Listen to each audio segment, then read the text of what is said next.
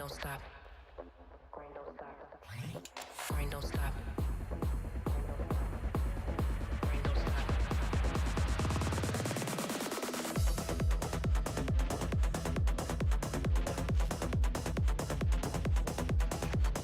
stop. Grind don't stop. Grind don't stop. Grind don't stop.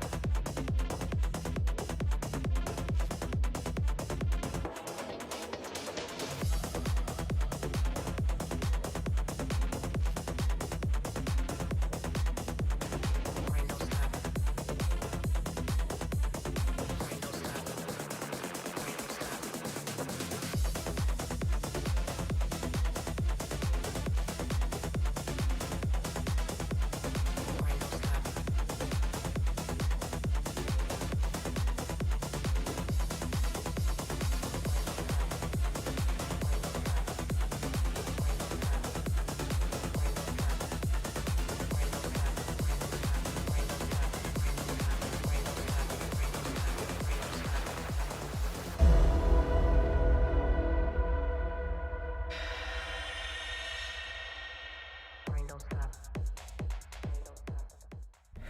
Hello, everyone, and welcome to Chewed Gum. This is where we take your calls on like feminism and purity culture and sexism and all those wonderful, lovely topics that our male atheist audience just loves to engage with. I'm going to be steering the ship today. I'm Arden, Hart, and with me is Erika Gibbon, who I've never gotten to do a show with before. I'm so excited. How are you, Erika? Man, the feeling is mutual. I'm beyond psyched to be here. I know we Aw. haven't gotten to ever do a show, but here we are at long last. And Yes. I look forward to Chewed Gum because it's a very important show, and we always get the nicest callers, don't we? Yeah, well, we'll see how that goes tonight because I'm looking at the call-in list and, anyway, I'm sure it'll be wonderful. Okay, great, awesome. I'm so excited. I can only imagine. As someone who's also looked like down the barrel of the calling list, right? You see it and you're like, okay, I can see exactly what kind of show we're gonna have today. So I can only I'm in for a treat. I'm in for a surprise since I'm the co-host today. It's going to be a fun show, I think. But no, yeah, I'm really excited to do this. I know, so Erika, I know you've been on Chewed Gum at least once before. I don't know if it's been a couple times. So I forgive me if I'm rehashing stuff, but I kind of was curious about like, for you, I feel like you're such like in my mind, like I put you on this pedestal as like this like biology person. You're, like the anthropology, the primatology and all that stuff. And how does that like for you intersect with like the kind of issues that we talk here about, which is like maybe more of like sort of like social kind of justice kind of an angle maybe. So yeah, I'm just kind of curious how that intersects for you. Man, shoot. For me, the big crossroads here has got to be the evolutionary psychology that people try to impose on our modern culture, trying to use biological anthropology or primatology as sort of this bludgeon, right, to force these sort of societal norms that we see today still persisting. Unfortunately, in many places, these ideas that women are supposed to be passive, or that sex is this very clear binary with distinctly defined roles, or the idea that you've got this heteronormative streak that is so natural, and it's like, well, I'm here to point out that has been challenged basically since the inception of these fields by anthropology and primatology and most of the natural sciences, because wouldn't you know it, biology doesn't like these discrete categories that are assigned by people who like power and not the natural world. So for me, that's Right. where these two things intersect. I like to sit here and ask the question, okay, so you want to talk about the natural order of things. Yeah, let's talk about that. Let's talk about the natural disorder of the animal kingdom and just how many different ways there are to be human. That's where it is. That's where it is for me. I love it. I'm so excited. I hope we get to tap into that. I'm sure we will. But just a few housekeeping things I want to do before we get the show started. So obviously today is July 30th. This is going to be the last show that I appear on for like 2 weeks because I am going on vacation. So screw you guys. I'm going home.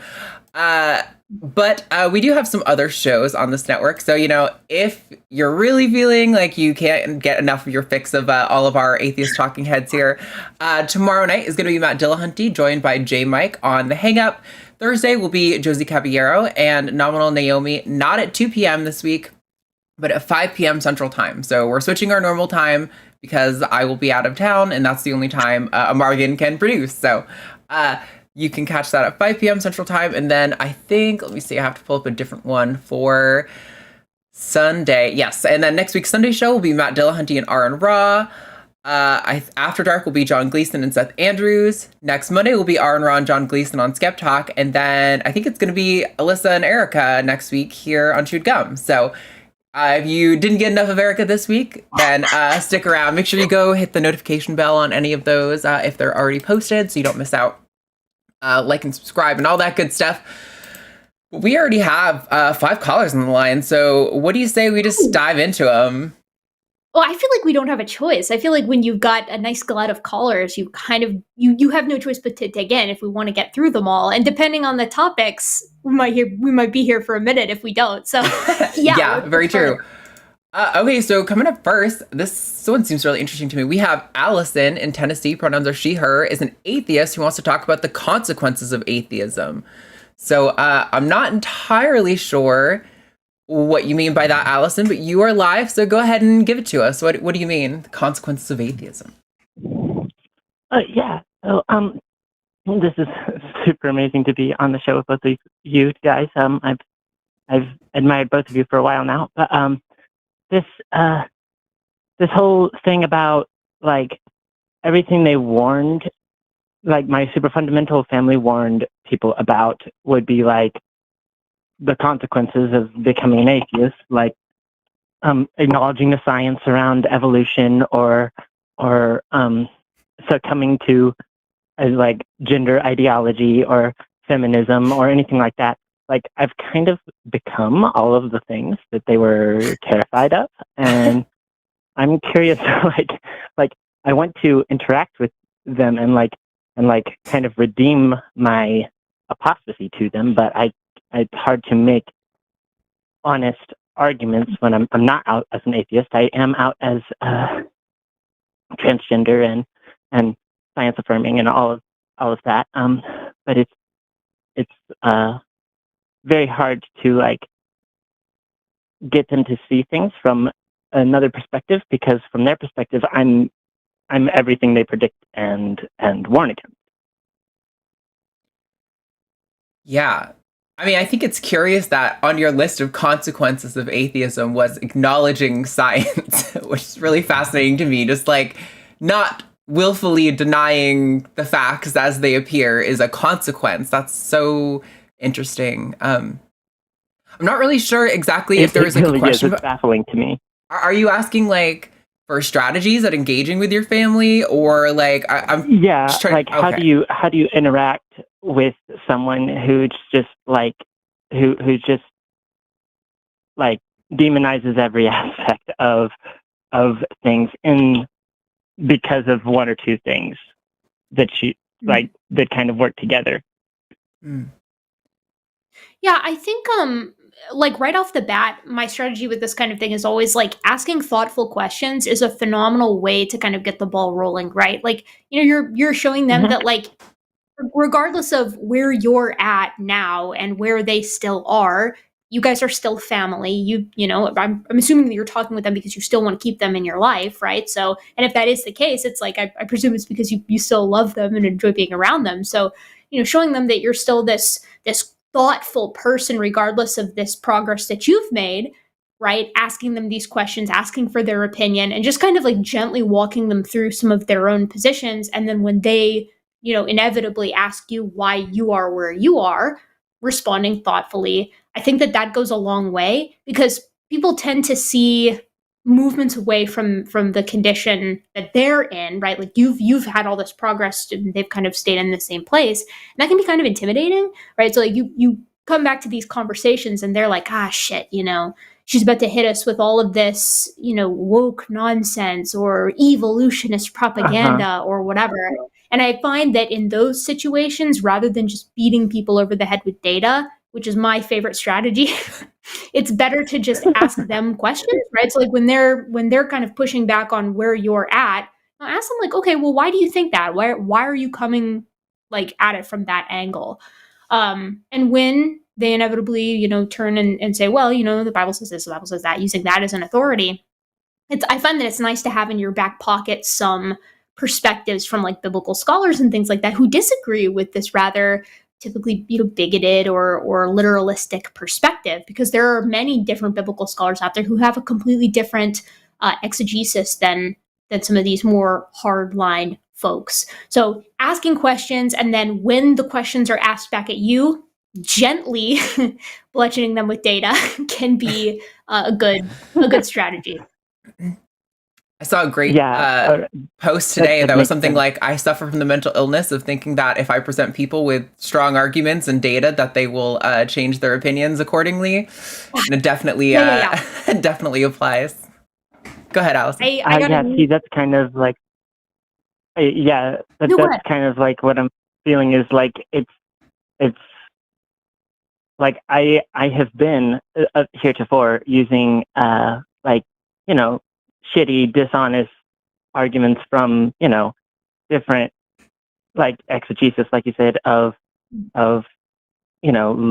religious literature and stuff, and like a lot of that information, and I haven't had the, I guess, guts to like just lay it all out that like if I'm going to be consistent, then I've got to apply that to every aspect of my life, which includes the religion side of things. So yeah, like I suppose it just like moving away from the dishonest and what about and what if interpretations of religious texts that have been like a shield for me, like maybe they'll validate me if I use their line of logic to make my point, but I'm finding that obnoxious more and more. Yeah, not to contrast too much with Erika, but I mean, like, I totally agree that, like, if you actually want to reach these people, maintain a relationship, co-sign everything that Erika just said. I will say though, right? I totally empathize with like the frustration of, trying like each tactic and maybe even trying the more patient questioning tactic and not really finding progress. And I am definitely in the era of life of I do debating this stuff for like a living, right? And so I don't really find a lot of value for me in doing that with my family and loved ones. And so I do kind of think, definitely have a consideration about your intentions and how important the relationship is to you, absolutely. But also, it's a totally valid strategy to be like, I don't want to have this conversation with you anymore, and either hardline boundary it or say, unless you're willing to respect the fact that I don't want to talk about this, we don't have a relationship. Like, unless you're willing to respect that boundary. So I just want to also remind you that you don't have to be having these conversations, and like that is a totally valid option on the table.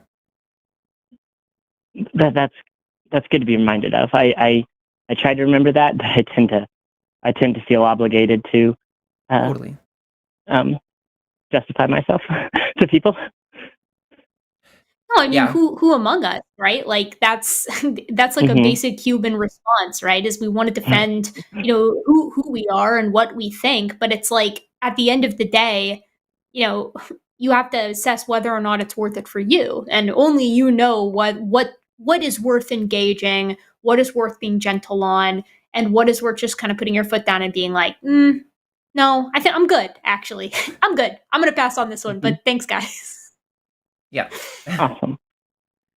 And like, just one more thing. How would you, if like, I'm not, I guess it's not really a how would you question, but do you have any advice for moving the conversation away from, well, this is a plausible interpretation of this religious text that I don't actually give a crap what it says, into more of a space of look, this is what I think, and I don't actually like these conversations, and specifically around what you think about these words that I don't lend any credit to, aren't useful. I mean, I think it's almost a natural conclusion, right? Like if you're looking at a text, right, like the Bible, like a holy text, right, and there's so many different interpretations that people will absolutely die by, right? Doesn't that kind of feel human, right? Doesn't that feel like exactly what would happen if you had a bunch of different people groups that had the same text that wanted to sort of warp it to their own perspective? I mean, that seems to me, if that happened in any other sort of situation other than the religion at hand for your family, right? They would look at that and they would be like, yeah, this is so obviously humans being humans, right? But because it's something that hits so close to home for them, people can be kind of blinded by that, I think. So I think almost drawing comparisons to other, religions that your family wouldn't accept and being like, I mean, if you look at how many different interpretations there are of like whatever the Quran, right, or different tenets of Buddhism, it's like, how do you think they know which one? How do you think they come to the conclusion of which one is correct? And your family will inevitably be like, well, none of them are correct. I mean, just look at how many interpretations there are, and then you can kind of step back and be like, yeah, so that's kind of where I'm at with this, right? That's how I would do it. Okay. Yeah, I think that's a pretty good strategy. Co-signed. Thank you so much. It was wonderful talking to you too. Thank you so much, Allison. I appreciate the call. Bye-bye. Bye now. Alrighty, Yeah, that was... Okay. That's a tough thing, right? Like, I always, when people call in and they want like personal advice and things like that, it's like, okay, I can tell you what I would do, but then it's also like everybody's different, So Totally. Take it with a grain of salt. Do it with your mileage may vary, but you can do what you can. Yeah, I also, with personal calls, understandably, people don't give us every single detail because it's like, I'm not going to give you everything about my family dynamic, or maybe there's some privacy concerns there or something. And that always is like one of those things where I'm like, I totally understand why you are evading giving me the details I need to give you good advice on this. However, without some of those details, it's really hard to know like how to help you in this situation. But yeah, I mean, we do our best, and I think the audience knows that. So not too worried about it. For sure. Okay, we do have a theist on the line. So let's bring in Matthew in Ohio. Matthew wants to talk about the title of the show, Should Women Believe in God? And says it requires a more nuanced answer. So Matthew, you are live. Go ahead and give it to us. Hey guys, yes. So you're asking like basically an ought question, and I don't believe you get an ought from an is, you get an ought from an if, right? So if the woman wants to be wise, if she wants to submit to her, if she's a wife, submit to her husband, stuff like that, I would say she ought to follow God, or she should follow God. If she wants to live a life that loves her neighbor and things that, following God allows you to do. So you said a couple things there. You take us away. Yeah, you said a couple things there about if she wants to believe in God, maybe if she wants to, you said commit to her husband, be wise, and love their neighbor. Those, you should believe in God if you want to do those things. So do you think atheists or people from other religions can't commit to their spouse? That's like my first question. That was a really weird statement. No, I didn't say commit. I said submit. Oh, okay. Yeah, different story. For sure, different story. Yeah. Okay. I mean, sure, I guess. Well, even then, I think there's plenty of secular people who might hold to traditional gender norms and might, submit to their husband, so to speak. Definitely has a different context in Christianity than maybe what would be applied in a secular context. But even still, I think the question could still apply, that I don't really know how Christianity in particular helps. Erika, you look like you're ready to jump in. No. So, I'm just I'm chewing on that as a statement, if you will, Matthew. Like, I'm kind of wondering, I'm married, right? I have a husband. My husband and I are partners. He's my best friend. He's the love of my life. It's vice versa. But everything we do as partners. We both bring money in. We both pay fees on the house. We make decisions together. I don't know why. Like I find it very curious that you called in specifically to mention and specifically mentioned rather submitting to your husband. Why would I want to do that? Why would you want to what? Submit to my husband instead of being a partner. I mean, if you don't want to, you don't have to. That's what I'm saying. Like, this is why the ought and the if, right? If you want to live a godly life, Christian life, then you would submit to your husband. So that's what Christians do. I kind of feel like that's not true, though. Like, I know a great many Christians who don't believe that that is the correct interpretation of the text. No. Let me make that clear. I do apologize. Yeah, there are plenty of people who call themselves Christian that don't follow what the scriptures actually say, right? I heard you talking to the other person, and I think a lot of atheists have this idea that it's like this game of telephone where it's like, oh, we don't really know what the interpretation is, but there's actually a science, I guess if you would, called hermeneutics, where we can kind of know the proper exegesis, right? So it's not as convoluted as some people might think, right? It's actually a lot more easier to understand certain interpretations, right? If it says, submit to your wife and or submit to your husband and wives and love your wife, we kind of get the idea of Christ loving the church. You give up your life for your wife, and the wife, she submits to her husband. She is obedient to her husband. So we kind of get these ideas from that. So my understanding, though, is that, and forgive me, it's been quite some time since I've looked, because I believe this is actually this is a New Testament passage, so it would be Koine rather than ancient Hebrew. But if memory serves, there's a pretty decent argument that's made by some biblical scholars that the word that's used for love and for submit is actually an interchangeable word. And what it effectively means is give your partner what they need. And typically during that time period, men wanted to be like this head of the household. They were typically in that culture head of the household. So wives submit to your husbands, and women required doting, right? They needed somebody who was actually going to take care of them because they couldn't get a job on their own. So hence, love your wife. So I'm kind of curious. I think that's interesting that I can sit here and, you just talked about how there's this solid science behind the hermeneutics. I agree that there's a lot of work behind the hermeneutics, but the fact that there are so many interpretations of even just that one passage that you just cited leads me to believe, from my perspective, or rather to posit, I guess, from my perspective, that I don't have very much confidence that your interpretation is correct and mine is not. Well, thankfully, we have context as well, right? We have hermeneutics, and we also have context, right? So when the husband is told to love his wife, right, what is it told? It gives an example of Christ, who gave his life for his wife, right? Or for the church, which is the representation of the wife. So thankfully, we also, with hermeneutics, we have context as well. So it's not just like this, like I said, convoluted. Well, you're wrong, I'm right, my interpretation, your interpretation. That's just a common belief that I think we have to, as whether atheist or Christian, we have to kind of delete from our minds, because I think it doesn't serve anything. I think it may obviously probably serve a good atheist argument, but it's not actually true. I'm not saying that every single thing is properly interpreted. I think there are things that may leave questions, but it's not as crazy as we claim it to be, if that makes sense. No, I totally get that. I mean, two questions. One, I would say if we're talking about the holy text that is inspired or inerrant even, and I'm not sure what doctrine you hold to on that, so, either or with regard to that.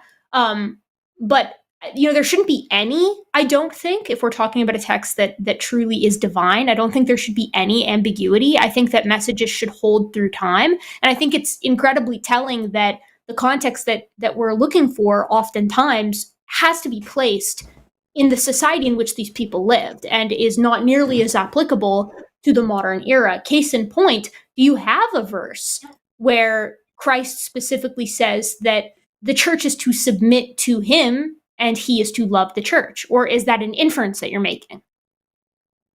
Yeah, I don't know a verse where Christ actually says that. Maybe I'm not astute in the Bible as much to know that where that verse is. Maybe you could show me where that verse is. No, I don't think there is one. That's why I was asking. I mean, when I was sort of religious perspective, I was quite keen on interpreting the Bible from a feminist lens, because I am a feminist. And so I found a way to interpret the text in a way that I felt was appropriate, that still maintained the truth of the text, but that, was not, and this was backed by biblical scholars, was not so overtly misogynistic, right? So the fact that there are biblical scholars out there who can interpret it that way doesn't lend a lot of confidence to the objectivity of interpreting the text. And I think that is a problem that runs quite rampant with interpreting the Bible as a whole, in part because it's 66 books written by a ton of different people across hundreds, if not thousands of years. I think it's reasonable to say, yeah, there's going to be a lot of interpretations. But what that means is that there is no room for any given person, for any given Christian, to assert that their interpretation is the correct one. I think it's not their interpretation. So I agree with you there. That it's not their personal interpretation, right? If you know the Bible, you know that Peter says nothing is a private interpretation, right? So someone may have their own interpretation, but to the win with it if it's not in context, right? And a lot of people do that. I'm not ignorant to the fact that there are so many people that will try to use that. That's why I said theists and atheists need to throw that idea out, because I see theists use it to their destruction. I see atheists use it probably, I guess, to their benefit. But ultimately, if they honor truth, it's to their destruction.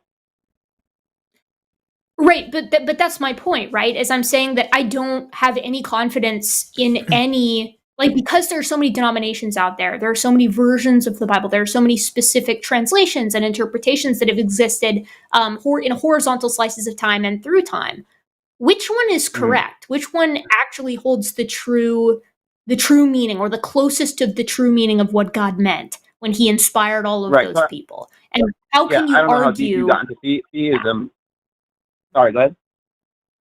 No. I was done. Oh, I don't know how deep you got into theism, but there is actually a spectrum of word for word interpretation, thought for thought, paraphrase. So KJV, NASB, ESV, those are more word for word. NLT or something like that is more like paraphrase.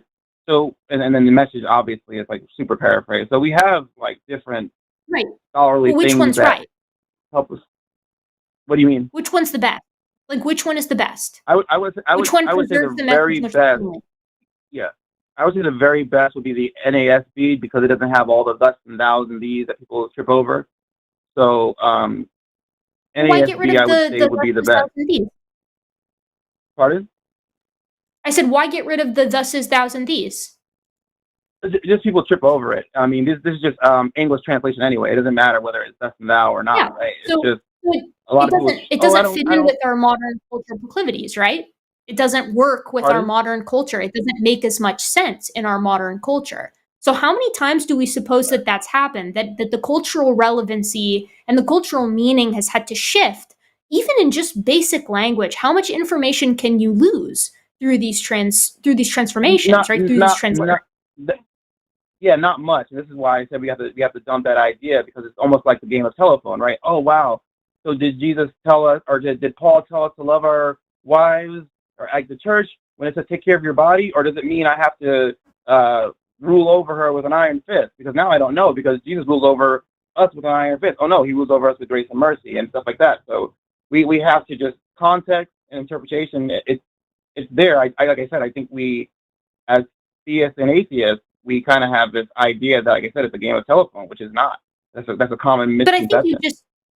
But Matthew, I think you've just made my point for me, right? By saying that, yeah, we have to interpret the text. We have to interpret the text in the context in which it was written. We have to interpret it through the context that we're living now, through its various translations. All sorts of information can be gained and lost throughout that process. And we've seen people through time quibble over simple words that have been added and subtracted to make things make more sense. But I would propose that there's a dangerous subjectivity to that. And I think that that's what gives people like myself cause for pause when you say, okay, well, this is the version of it that I like. This is the version of the text that I like. I think that it holds the message most closely. And I don't remember specifically which version of the Bible that you just mentioned there. But the fact that we're even having this conversation is telling. Tells me that there is interpretation. I prefer the King James version, right? I prefer the King James version just because the people I talk to, a lot of them, maybe I'll talk to a lot of ex-Amish, and they like the King James language, so it's like it helps me be a better communicator with them. And there are some people that are King James only, right? And so that helps me be a better communicator with them because they're King James only, and they won't look at, if I read the NASB, they look at me like I had 3 horns in my head, even though it says the same exact stuff, right? So it's just like, if there is human preference and all that stuff, we can do that and say, oh, well, I like this interpretation. But to the women, what you like. No one cares what you like. What does the text actually say? And like I said, I'm not saying it's one-to-one perfect, where there are, like, for example, the word bottle versus wineskin, right? In the King James, they use the word bottle. I agree. And other translations, they use the word wineskin. So if someone says, I'm a bottle full of smoke, it's like, what do you mean by you're a bottle full of smoke? I have no idea what that means. But if you say, I'm a smoked wineskin, okay, now that makes more sense. Right, I'm with you on all of this, but that's my point. That's my entire point, is that it's like, you can pick whichever version you like, but to me, it's all interpretation, right? All of this is a different iteration moving backwards in time. Let me clarify why I brought that up, is because those are the kind of misinterpretations that we're talking about here. Bottles versus wineskin, not doctrine or how to live as a Christian. You know what I mean? Those things. Well, kind of. I would propose. Hold on, Matthew, because I want to say, because kind of, but I would propose that how a husband treats his wife is in part quite doctrinal, and you just talked about how there's disagreement between should a husband is Paul saying rule with an iron fist, or is he saying rule with grace? I'm saying that I'm saying we don't have that problem is what I'm saying. I was saying we don't have that problem. But like you definitely do, though, right? There's plenty of elements of like, I don't have every single list, but like, for example, when it comes to the Bible condemning homosexuality, how many times have we heard Christians say, oh, well, no, these words specifically refer to, or, you know, some biblical scholars will say like, oh, no, these words specifically in the original translations refer to more of like a pedophilia or some a condemnation of pedophilia or something. So hold on, Matthew. I just barely started talking. And then there's other interpretations of that refer to not so much like the PDF file situation, but more of like a dominance and submission between men condemnation. And then there's some who, like most modern Christians, would assume, no, this is just a condemnation of homosexuality, period, point blank, period. It's not behavior, it's not the identity, it's the whole thing. So like there's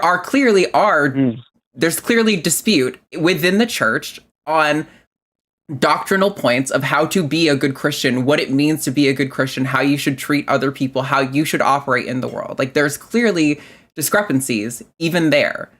I'm sure you're right that in the broad strokes, most Christians agree on probably most of the same things, but there wouldn't be as many denominations as there are if it was that consistent, right? Well, no, I would kind of, and this is probably, you probably would think this is to my detriment, but no, I think that is the problem, that there is, like I said, atheists and theists need to drop this idea of multiple interpretations. So, for example, you mentioned Matthew Vine's understanding of homosexuality and all this stuff, right? And with that idea, right? Let's say homosexuality is condemned in the Bible, and some says P3DOs are part of that, right? And says, oh, that's not that. That's not talking about homosexuality. It's talking about something else. There are other contexts in the Bible that specifically says like women or men giving up their natural way of living and going towards other men, and women doing the same thing. So as you put all of that together, you can look at the context as a whole and say, no, okay, there is a condemnation of homosexuality. I don't know where you get the PDF file from, but I mean, I see that. I see what you're saying, but let's look at the context of Scripture altogether. This is why we need to come together.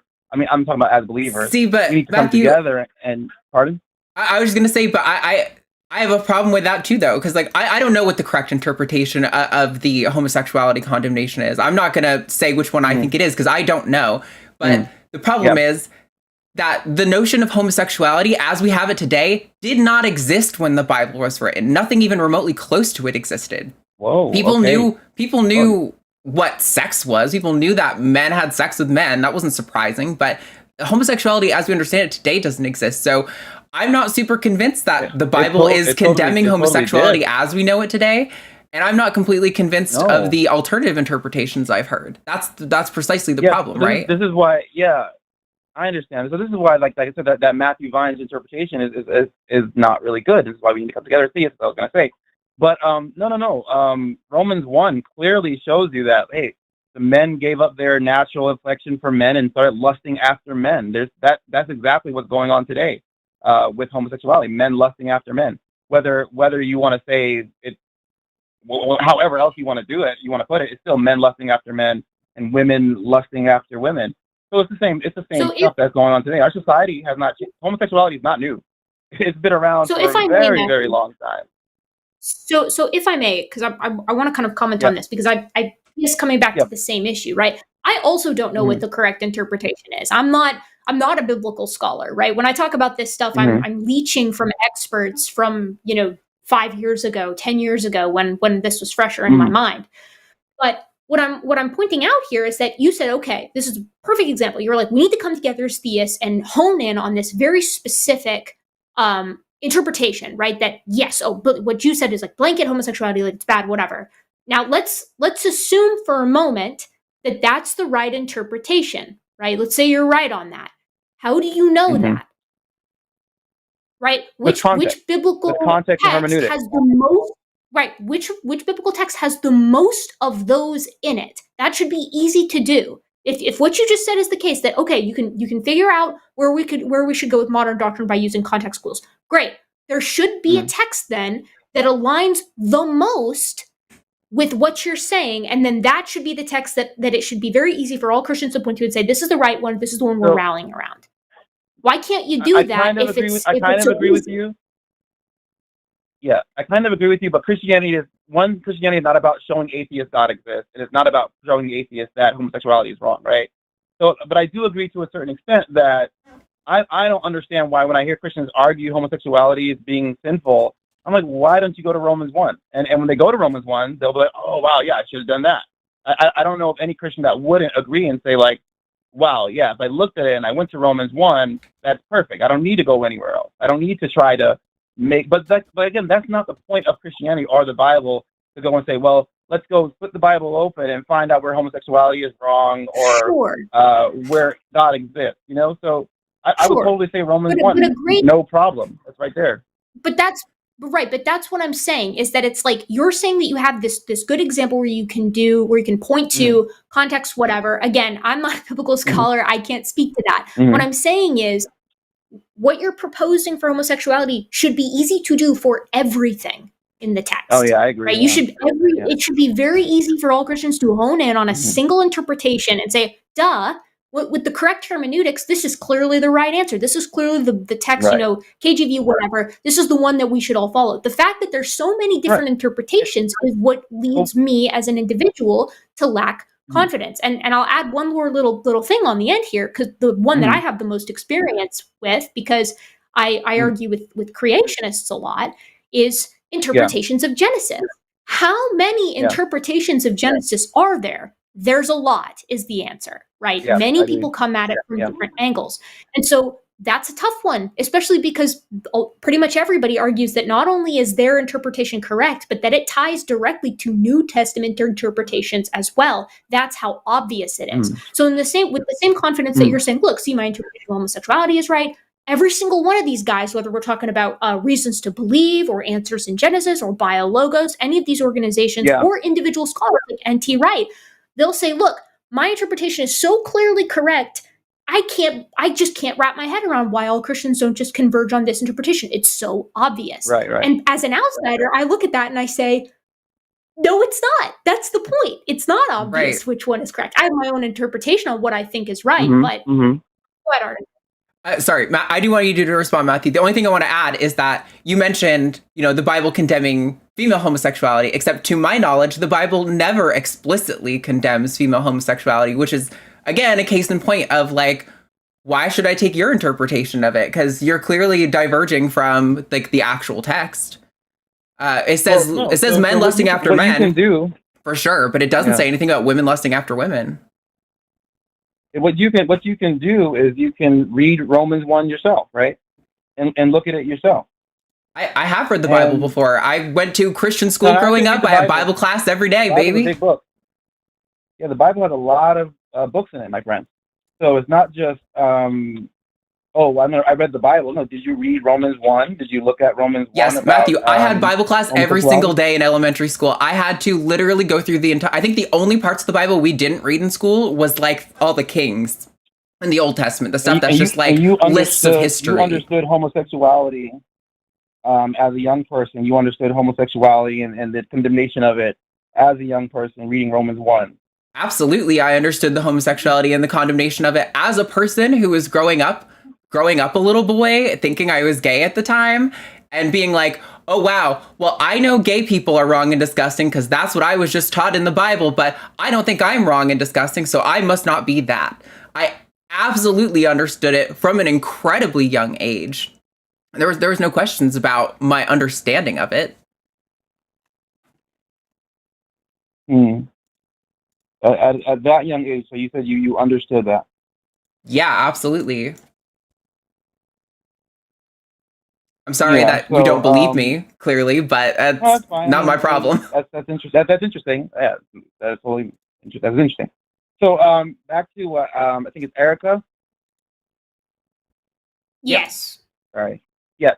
Back to what you were saying about like I said, like, do we follow homosexuality, like the interpretation that we follow? We're not walking around, at least we shouldn't be as Christians, walking around trying to just, that's what Christianity is, get rid of homosexuality. That's the only thing. And with Genesis, I do agree. But like, for example, I want to go back to what Arden said about women, right? It even says in the scripture, it talks about women giving up their natural affection and lusting after one another. So it talks about women too. So I don't understand. Where is that? This is Romans 1:20.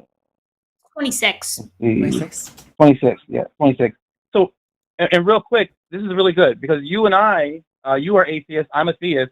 We can actually do this together. Like, you can see it and you can say for yourself, no, that's what it says, right? Now, however somebody wants to interpret it to promote their doctrine, that's a whole other story, right? Matthew Vine does this with the whole homosexuality thing, but I never talked to Matthew Vine about Romans 1, so I never really talked to Matthew Vine ever, but if I would talk to him about Romans 1, because he's claiming to be a theist. So, to me, it's just like we can look at this together and we can see, well, what was it, Romans 1:26. For this reason, God gave them up over to degrading passions, for their women exchanged their natural function for that which is unnatural. And the same way, also, the men abandoned their natural function of the woman and burned in their desire towards one another, men with men committing inconsistent acts and receiving unto themselves the recompense of their just reward or their error. So it says right there, just like the women did, the men also did it too. Okay, So but the thing is, it explicitly says men with men in the verse. It doesn't explicitly say women with women. It does say in the same way, but that's the problem that Erika and I are trying to present to you, that you're coming at us saying, oh, hold on. I just want to make this a well-rounded point to bring you back to where you started, because we do kind of want to like bring us back into the topic of the show. Like, you called in saying, oh, if women want to submit to their husbands, which would be, in a biblical worldview, a good thing, then they should believe in God, right? And we're trying to say, well, why? And you're saying, oh, well, because there's these clear interpretations of the Bible. And we're as we're pointing out, we're both sitting here reading this Bible verse and walking away with two different interpretations.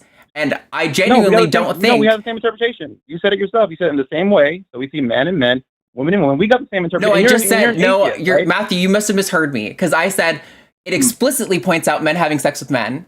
It says women exchange sexual relations for unnatural ones. And then it says, in the same way, men also abandon natural relations with women and were inflamed with lust for one another. So, like, sorry, NIV is what came up on Google first. I don't know what version you were reading. NASB. But the point is that it doesn't explicitly say that, right? We're interpreting that from the language that's there. And maybe that's fair interpretation, but lots of people have walked away without that interpretation. And so I get that. Yeah. No. Whether women should submit, whether women should believe in God, you're trying to make this case that there is like this clear interpretation and understanding of the Bible that would lead women to think, if they want a good relationship with God, they should do these things. And I'm not so sure that you've actually made a compelling case. You've just kind of been like, nah, there's a good interpretation and it's mine. That's what I've walked away from this conversation with so far. Let's say I didn't make the best case. I would say definitely not as a no case at all. We both agreed on a scripture passage that we looked at. We looked at it and said, oh no, this is saying the same thing. I'm an atheist, you're an atheist. We can see as we read it saying the same thing. We came to the same interpretation. Now, many people, because How they can have you their say own that? doctrine, probably want I'm to... so confused. Pardon? After pointing out twice that we don't interpret it the same way, how can you say that we interpret it the same way? That's very confusing to me. So I'm assuming we do interpret the same way. Unless I'm missing something. What am I missing? I've already said it twice, and I don't really want to like reiterate it again. Erica, you look like That's you're trying fine. to, you're about to talk. With Erica's point about Genesis, I do find that interesting, and this might be a deeper conversation, but obviously I don't agree with Ken Ham. I'm an old Earth creationist, right?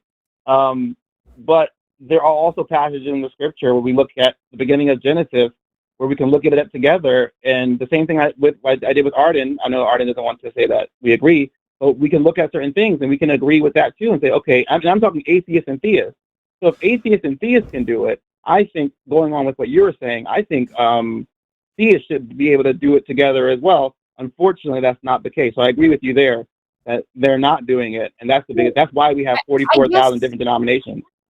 Yeah, so I guess kind of wrapping that back around though, that's my problem, right? Is that it's like, you know, I'm sitting here, you know, I'm our resident agnostic on the panel who's a kind of a dipshit, right, with this kind of stuff. Like I'm not very well informed on this kind of thing. I do my best, but I am formally trained in a completely different area, educationally speaking, right? Academically, I should say, not educationally. Academically. And so you shouldn't come to me and say, okay, like, you and I can agree on the meaning of this text because I don't have the ancient Near Eastern context. I don't have the hermeneutics training. I don't know how to actually interpret a proper or propose a proper exegesis of the text. Instead, what I yield to the biblical scholars, right, who interpret this kind of stuff all day long. They devoted their lives to it. And I point to the fact that these biblical scholars, and also every biblical scholar going all the way back to the original church fathers, right? You see a ton of different interpretations on a ton of different doctrinal passages, right? All throughout that time. And these are people who are not morons like me. These are people who actually spend time with the text and they pore over it and they read it in the original Koine Greek and they read it in the original Hebrew. And they still have a tough time coming to the same conclusion. So what I'm saying is, you know, this would be like wanting to come to the conclusion. This would be like wanting to settle on the right architecture for a gazebo that you're building. And, you know, you say to yourself, okay, I could ask all these different gazebo experts, and all these different gazebo experts disagree on the proper shape for a gazebo. But instead, what I'm going to do is I'm going to go to this toddler playing and kicking around in the sandbox and see if she and I can agree, right? That's who you're coming to with me here. Right, saying, oh, we can agree on the text. I'm saying, no, go to the actual experts, but they disagree is your problem. Yeah, no, you brought the interpretation, so I was just bringing up this idea that interpretation is, the issue with interpretation is not as, it's not the way it's been presented that I hear a lot of atheists kind of bring it up, where it's like kind of how you're bringing, like there's like this mass confusion, like we're just running around like, whoa, what do we do? It's like, no, it really isn't the case. I think it's a bit of a straw man of what we're saying, though, Matthew. We're not saying that Christians are like just running around being like, we can't interpret any of this. None of it makes sense because everyone's reading it with different eyes. That applies to all literature and all fiction and all art, right? Everyone's always interpreting it and digesting it in their own way. Like I said at the beginning of the call, I think that's probably the case that amongst most of the Christian denominations, they probably share more agreement in their belief than they are in disagreement. But the problem is, I would agree. Yeah, but the problem is when we're trying to make a case that women ought to submit to their husbands because that's good for God, I think we should be able to make the case for it. And when the case gets wrapped up in issues of interpretation, it starts to become a problem where it's, why should I take your word for it, Matthew, as opposed to a liberal Christian who.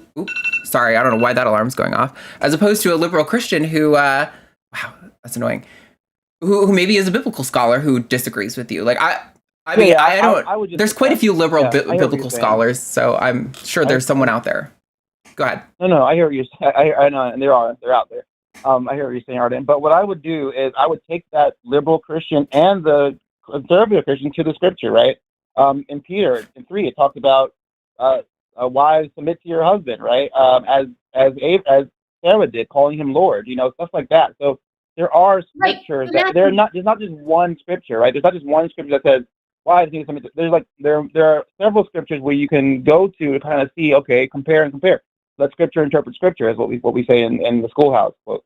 So sure, it's just sure. like But in my these things. interpretation of the Okay. wives submitting to their husbands, Matthew, right? Again, the Mhm. word for submit in the original Koine Mhm. Greek, if memory serves for me, Mhm. is quite loosey goosey. And when I say that, I mean the original people who were interpreting this saw this word, and Mhm. this word has a more flexible meaning than we give it credit for today. And they said, okay, well, what Mhm. do men want from their wives? They want submission. What do women want from their husbands? They want love. So that's how we'll interpret it within our cultural context, because that's basically the essence of what it means.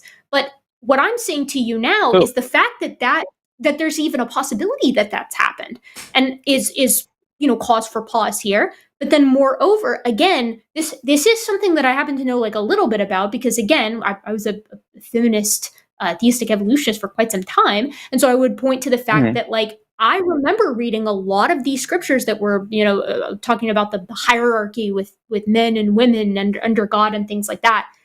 A lot of it's coming from Paul, and the bits that Mhm. aren't coming from Paul aren't coming from Christ.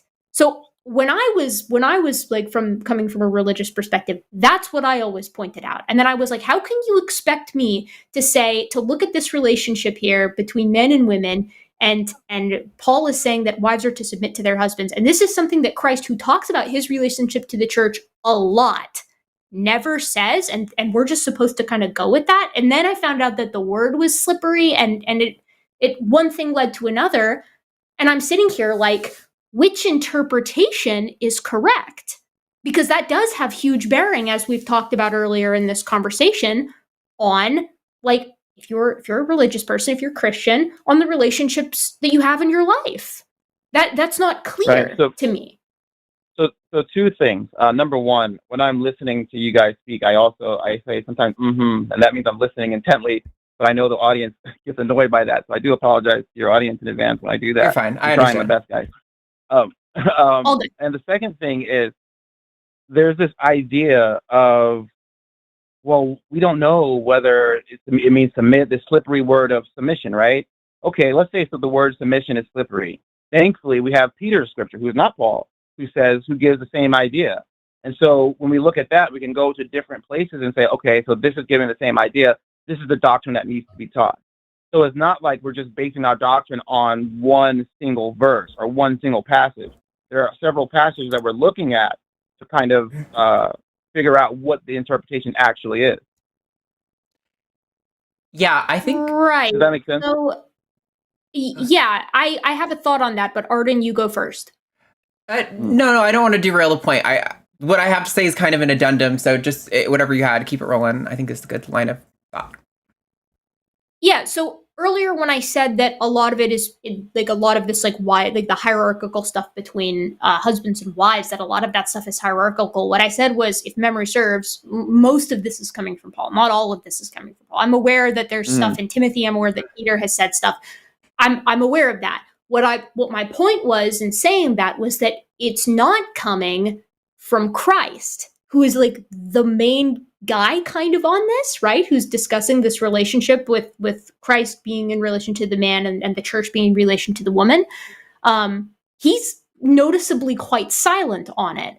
And kind of on top of that, I just pulled up Peter speaking on wives, right? And the word is submit again, right? We're looking at the same word. So if the word is slippery, and we're talking about this whole thing in Koine Right, Greek, but the whole thing is, we're giving context on how do to act you it see out, what I'm right? saying? We're not just given. Pardon? I said, do you see what I'm saying? Like, this, what you have here is a lot of humans who are saying that this should be the order of things. And then Christ, who's got 4 books of the Bible to give his opinion on it, is noticeably silent. That Right. was my So takeaway. I want to address 2 of those points. So I want to address the Peter point first, where Peter, he says he uses the word submit. Let's say he used the word submit. He used the word obey or whatever. But then he gives an example of how to do that, right? And also he tells the husband to love their wife. He gives examples how to do that. So with the context of the example, though the word may be slippery, we still see, okay, this is the context of what he's teaching, right? That's number one.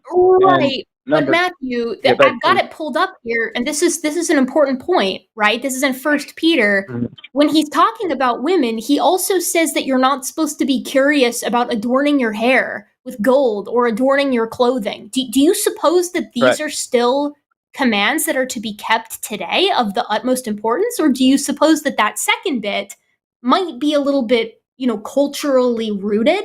In Mhm. which case, why does Right. that So not yeah. also So apply to women? no, that's perfect that you do that, because exactly right. The mindset, when you look at the culture in that way when it comes to adoption, right? Okay, so maybe girls are not braiding their hair the way they did back then. But what is he saying? Still, don't focus on your outward appearance. Focus on your internal behavior. That's what's being said there. That's a timeless kind of whatever makap fashions go through time is timeless. I don't know Because about the thing is, that, don't worry Matthew. about your outside.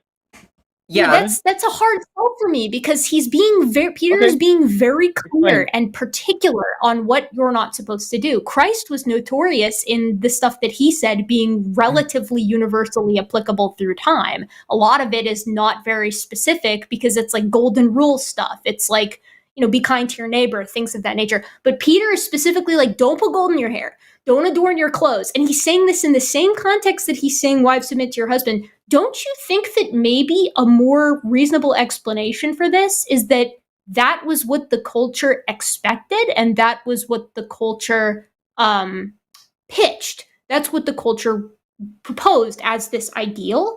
I don't know why you're willing to say maybe some of it is culturally relevant, but the rest isn't. Especially given that word Right. submit again means to give your spouse what you need. So that combined with the other stuff being culturally relevant, package that whole thing up. What does my husband want from me today? He wants an equal and a partner. So that's what I give him. And that's what he gives me. And do I adorn my clothes? Is my X-Files t-shirt adorning my clothes? I don't think so, no. Right? What I'm trying to say here is that this conversation to me, Matthew, and I'll take a step back and say, ultimately, a lot of that stuff, the details of whether the Bible says wives submit to your husbands, whatever, the details of that don't actually matter for the larger picture of this conversation. It's the same thing when talking about homosexuality or whatever. The problem is there's a lot of different ways to interpret it, and there is not a clear consensus amongst even the experts on this as to what our takeaway should be. And so that's what I'm trying to impose on you as far as my perspective. Does that make sense? So let me, and I understand what you're saying. Let me address, because I don't expect you to even, this is atheist talk, right? I don't expect you to be like, oh wow, Matthew, you're so correct. I can't believe it. I was so wrong this entire time, right? I think this is something that we need to have deep thought about. But I would say with Jesus, right? He sanctioned the apostles to teach after him, number one. And there are many things that in context he may teach that if you look at even in the context of his teaching, you can find some of those teachings. For example, a lot of people want to go against homosexual marriage or whatever. And so you have this idea of, well, Jesus never talked about homosexual marriage or homosexuality.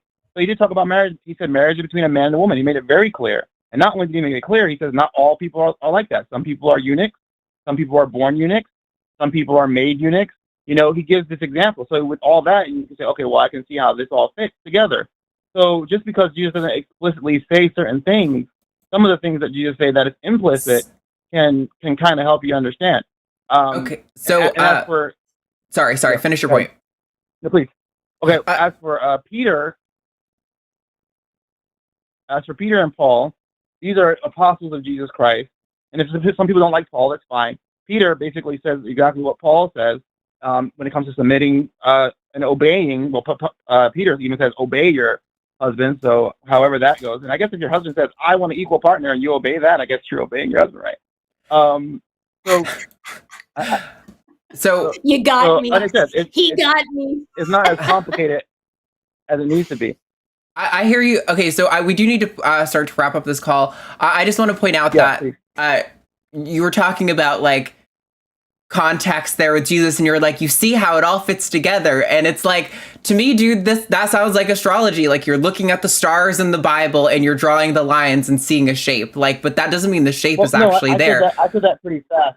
I said that pretty fast in passing, right? Like, that's something that we have to sit down and look at together. I'm just saying as an example. I'm not saying like, oh, this is this. You believe me, Arden, right now. It's like, no. I'm not things that we have to. I'm not saying you're saying that. I'm just pointing out that you are.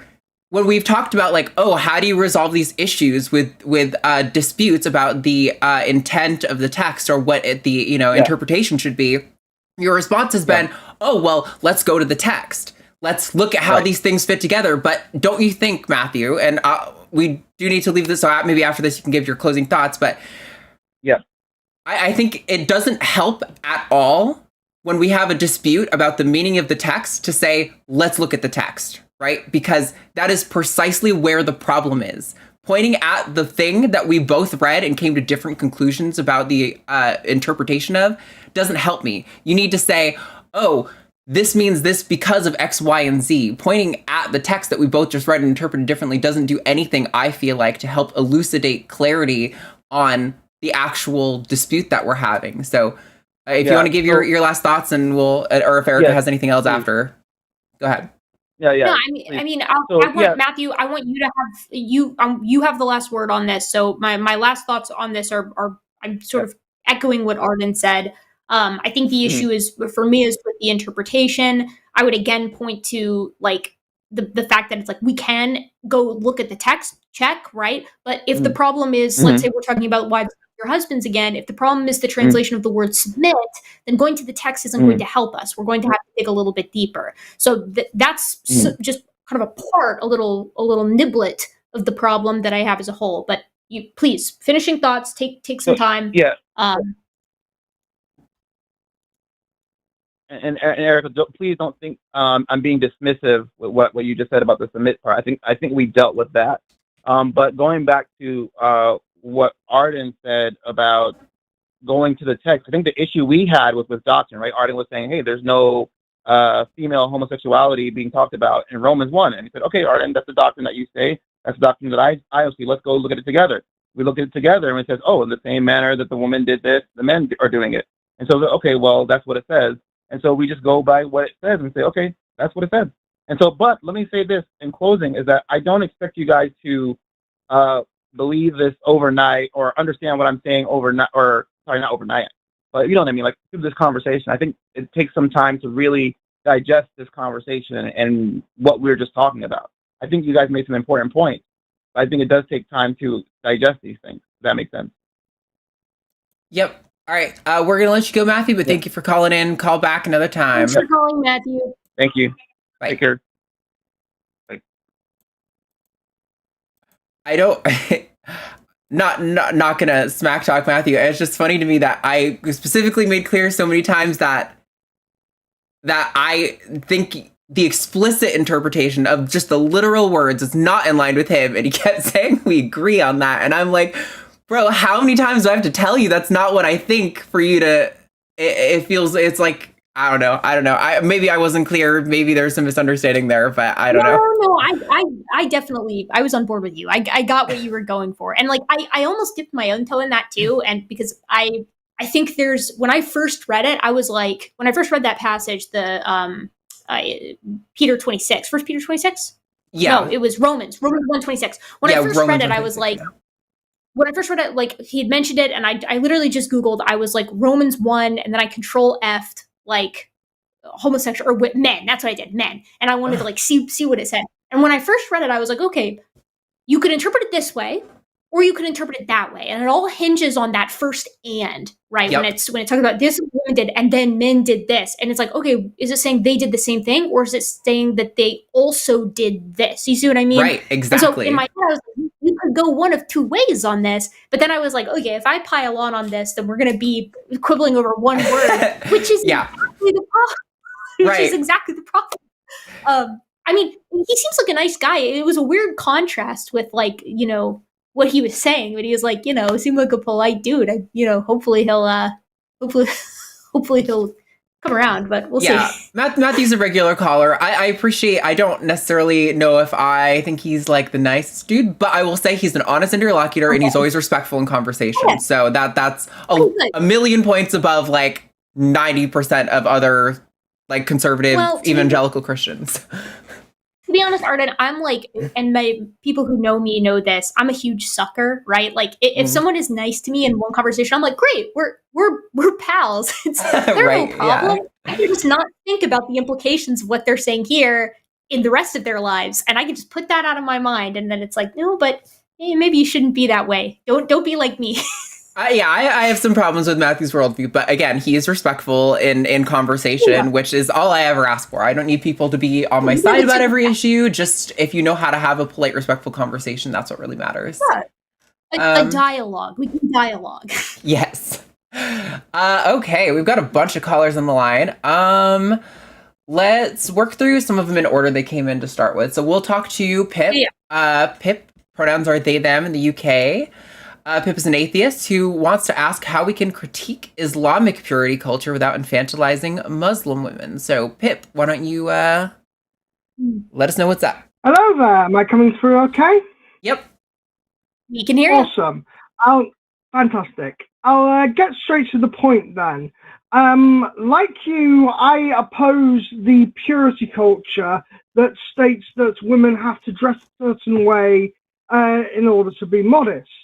However, my perspective as a naturist or nudist, if you prefer, also kind of takes that a step further to perhaps give a bit of perspective on how we risk infantilizing Muslim women when we are critiquing it. Because from my perspective, we are all trained to feel a certain level of disgust or discomfort with showing our bodies from a young age. That's just part of our culture, and it is very difficult to overcome that.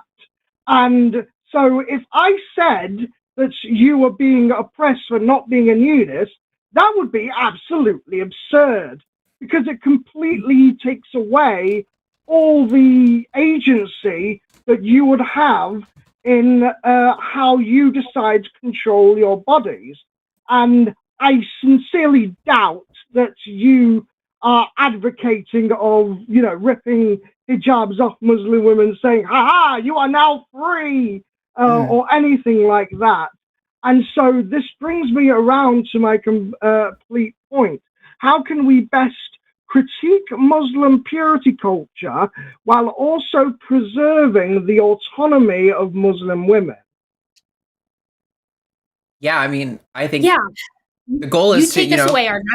Sure, sorry. I mean, I think for me, I completely, like you were saying, Pip, I do think that the hijab is a very sexist thing, telling women that they have to cover up for men. However, I would never advocate for, what was it, France who did the law where that they banned them? I think that's super wrong.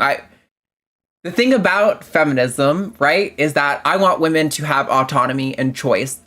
And that includes the choice to make decisions that I may think are not in their best interest or that may contribute to the patriarchy or sexism in some way. And that's the frustrating thing about the sort of humanist approach to moving society in the right way, is that I don't want to force people to be atheists. I don't want to force people to drop sexist tropes or to move on from, oppressive gender norms. Would I love to live in the society where we're past all that? Hell, yes, I would. But unfortunately, I am very much of the opinion that the only really ethical way to do that is to convince people through having conversation, through showing them what their life can be like if they don't hold on to that belief, and convincing them that there is a good reason for them to let go of those things. So I think maybe if Islam were a bigger threat in the US, I might spend more time talking about this kind of issue, but I really don't spend much time talking about Islam, unfortunately. And that's pretty much because Christian nationalism is a way bigger problem in the US. But I do think, globally, Islam is a bit of a problem, and that there should probably be more conversation. I know we're considering having guests on maybe in September specifically to talk about Islam. That's her specialty. So, but yeah, Erika, what do you think on that? Yeah, I mean, I totally agree, right? Like, the point of feminism is to allow women to choose whatever it is that they want, right? You want to be a mom, do it. You want to have a job and do the career thing, do it. You want to do both, go for it. You want to dress like to the nines, go for it. You want to wear like a little sundress all the time, you're right to do so. I mean, and I try to impart this on people that I talk to, because unfortunately, thanks to Gamergate, being a feminist has gotten like a bad rap. Like, people almost recoil when they hear that, when you're like, yeah, man, it's like, yeah, no, like, I believe and they're like, we should change it to egalitarianism. And it's like, I mean, I get what you're going for, but that's already what feminism is. You just don't like the word because it's gotten a bad, it's gotten a bad rap. But I digress. My point on this would be, I think that the best practice here is to critique the situation and the text and not the person, right? So if I encounter, if I have a friend and she, wears a hijab, whatever, like, I'm not going to come out guns blazing and be like, hey, you need to not wear that, or don't you understand you're being oppressed? Like, I don't know her history, I don't know what's going on up in her noggin. But it could be completely her choice on her own volition, or it could be that, she's got family members that pressure her into it, or that she's got, an oppressive, religious group that's trying to make her do it. Like, I'm unsure as to where she's coming from with that. And it's difficult to get to that point quickly with people, which is why what Arden said is, like, conversations are going to be your best bet a lot of the time. But as for what you can do from kind of an impersonal level, critique the text, right? You can talk about what stuff is in the Quran that is problematic or oppressive and things of that nature, or how it's being used as a bludgeon in the nations that kind of hold it up to keep women down, right? Talking about those and getting eyes on that situation can help as well. But it's tough when you're talking about individuals, and I totally agree. Like, I'm for religious freedom and freedom from religion. You should be able to do both. If you want to wear hijab, that's your prerogative. But it's one of those things where if you have enough conversations with people, and if we shine enough light sort of on the issues contained within the Quran and its application in some nations, I think that you sort of naturally move in one direction over the other. But that's my perspective. I want to preface and say, like, I also don't talk a lot about Islam, and I'm not very well versed in it, and I'm not highly educated in it, because I live in the American South. I've got bigger fish to fry here. Yeah, absolutely. I'm not an expert on Islam either, but there is a particularly insidious strain of Islamophobia in the UK. And I'm talking about racists like Tommy Robinson, who are stoking the fears of, Muslims being terrorists. And I remember around 2010 or so, there was this non-news story about a swimming pool that was supposedly blacked out from Muslim swim and had some absolutely ridiculous responses, one of them including, we should make a point to go up to the windows with a ladder and stare at them. I promise you I'm not making that up. And in reality, all it was replacing some of the broken window tints for everyone, and had nothing to do with Islam at all. And so, as you say, while Islam may very well not be a challenge priority, if you will, because of the prominence of Christian nationalism, I think it's important to be understanding of these intersectional issues in cases where often it's Christian nationalism that tries to demonize, Islam and Islamic women as people, simply for being a different religion that's also somewhat prominent. And so I want to ensure that, we don't go down the path, as you say, of France, like burqa and burkini bans, because it's absolutely bizarre to me that we have to be able to dictate on public beaches that women must cover their body a certain amount, but not too much. You can't wear too much clothing, and you can't wear this much clothing. You have to be a certain level of naked at the beach to be acceptable, and that is just pure nonsense. So by, understanding, this limitation that might often be in our blind spot, I think we can be better feminists overall. Yeah, I think. Sorry. We both are about to start talking at the same time. Only thing I want to say is that I think sometimes I feel like Islamophobia is part of the problem is that the word itself, because I feel like a lot of what we're seeing is like actually racism and like bigotry towards people who are like from the Middle East in general. Yeah. Whereas like I think it's totally fair to be harsh and critical of Islam itself. And I think sometimes there's a tendency on the internet to like essentialize things, and I think.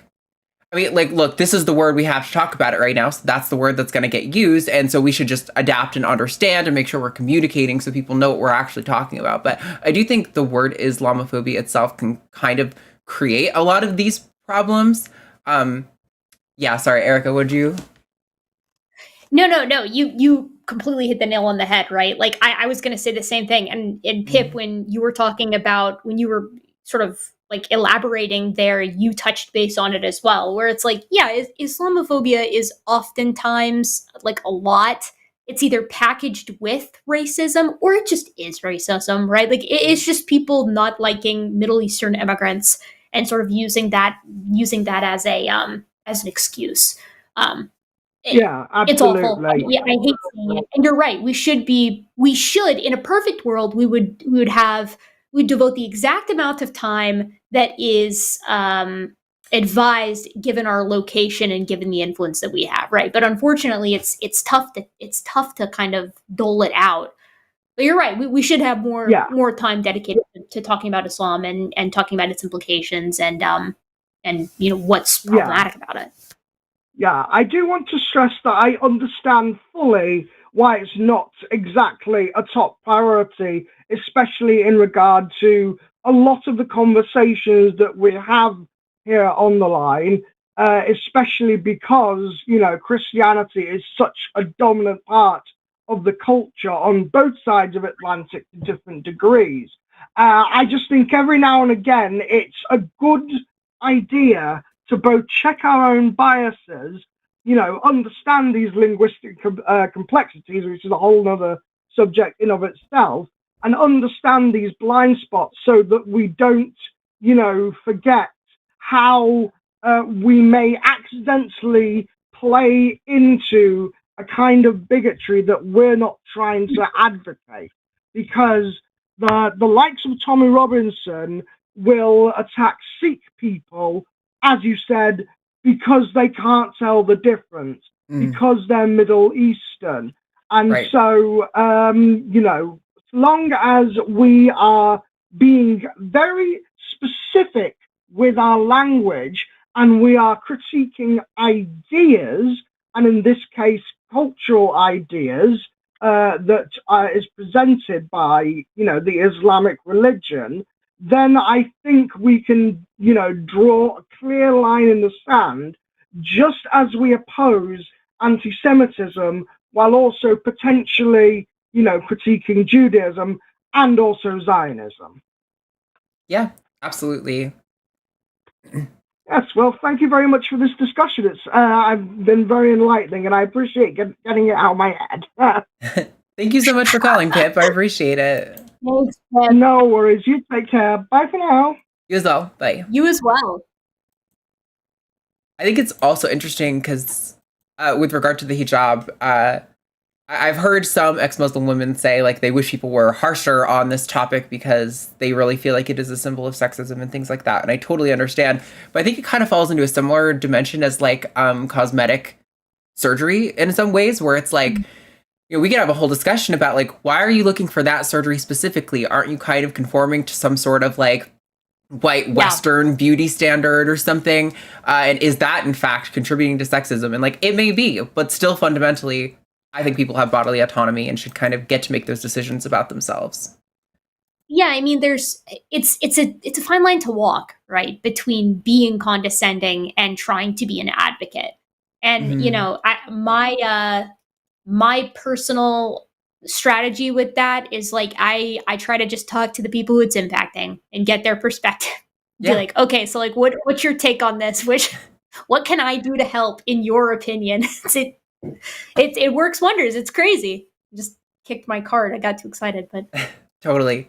I did close the lines down, so if you are waiting in the queue right now, we're expecting to get to you. Although we do have 5 calls, and that's probably good. Do you have a time limit tonight, Erika?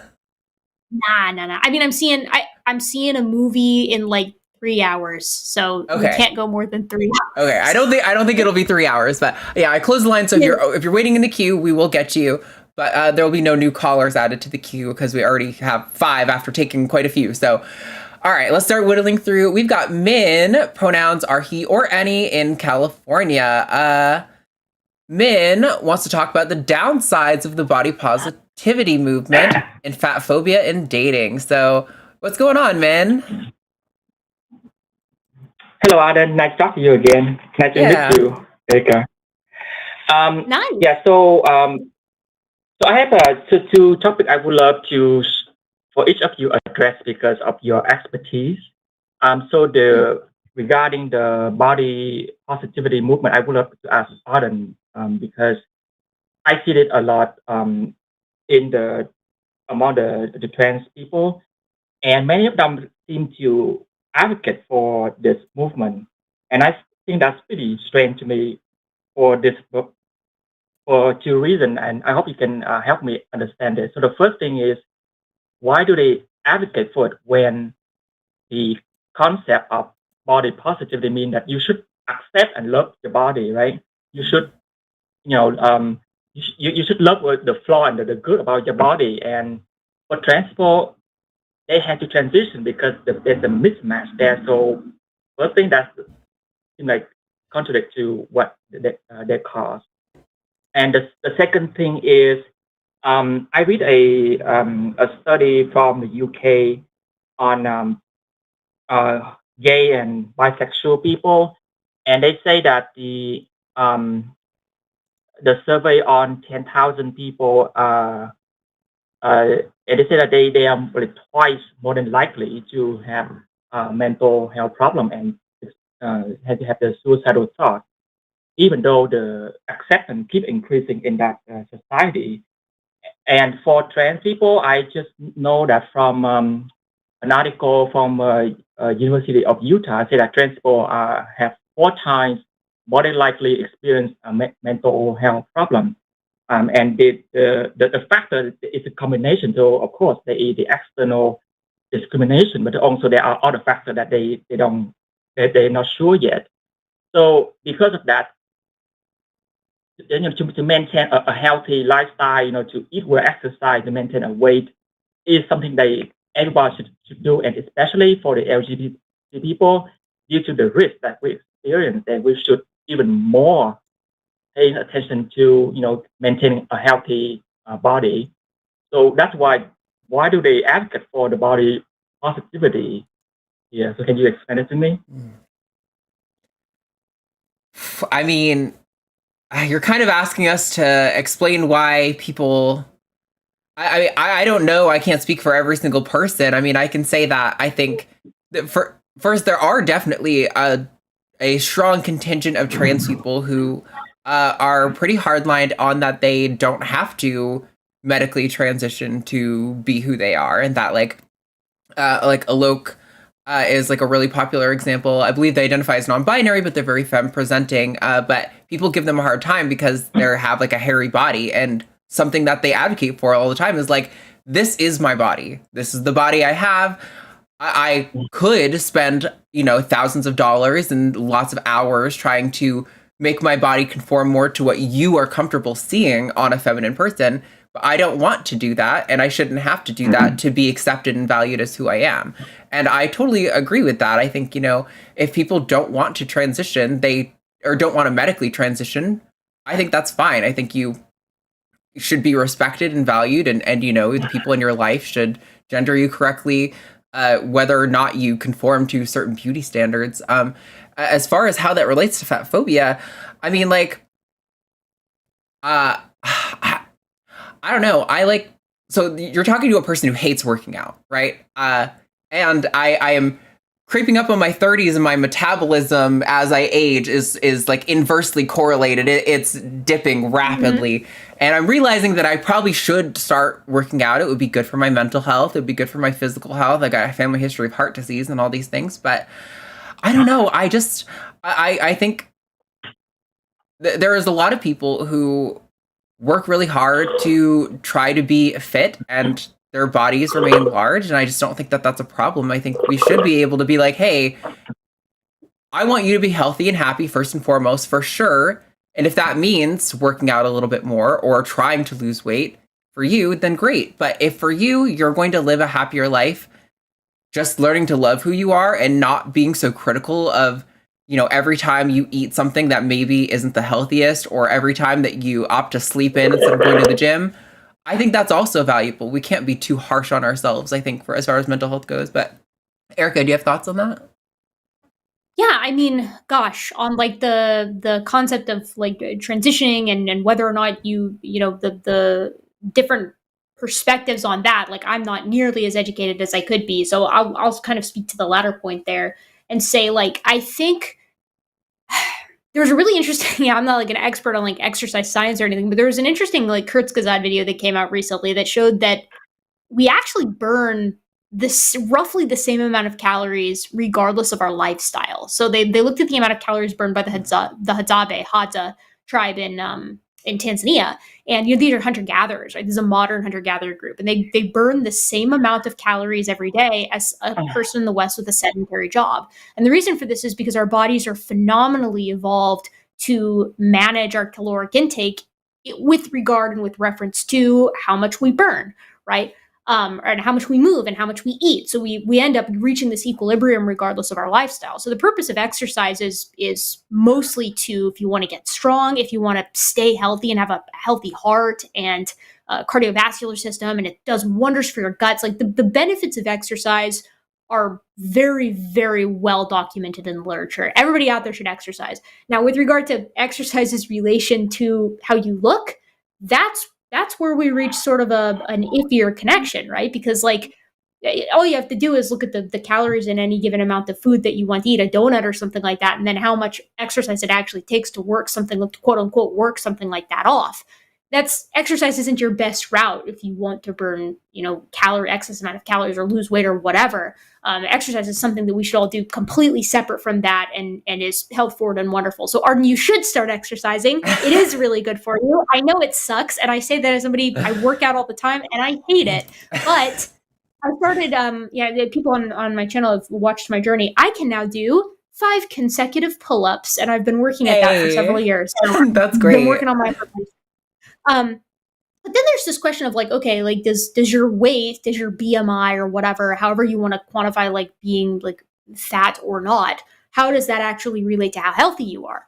And I think that that's less clear. There are definitively correlations with ill health effects like high cholesterol or blood pressure and stuff like that, with being like overweight or having like a high BMI, but that's not always the case. Right. So in some cases, it would behoove people to lose weight if that's what your doctor is telling you is the reason for that. But in other cases, you can have perfectly healthy people. Look at some of the men and women who compete in like strongman competitions or, wrestle in the Olympics. These are people who I don't doubt that they're incredibly healthy, but they're bigger people. Right. So you can be healthy and be overweight. At the same time, I think from a scientific perspective, we also have to recognize that there are conditions that you are at greater risk for if you are overweight. Now, that doesn't mean by any stretch of the imagination that at any size you shouldn't love yourself, right? I mean, it just means that there are certain health goals that you want to reach, and there can be connections with that, with weight. And you should work with your doctor. This is not medical advice. I'm telling you, work with your doctor to go move towards whatever condition you want to be in. So it's the long answer is it's kind of complicated and it's kind of not. But at the end of the day, we should treat people kindly regardless of how they look or what their lifestyle is like, whether they're exercising all the time or not, whatever. And people should be afforded respect and dignity as well, regardless. I hope that is a given. And so that's my 2 cents on it. So Arden, then, I guess that because people I see often advocate for this movement in the trans community, they tend to be, they're not someone like you or Katie who look good and great and like in shape and attractive.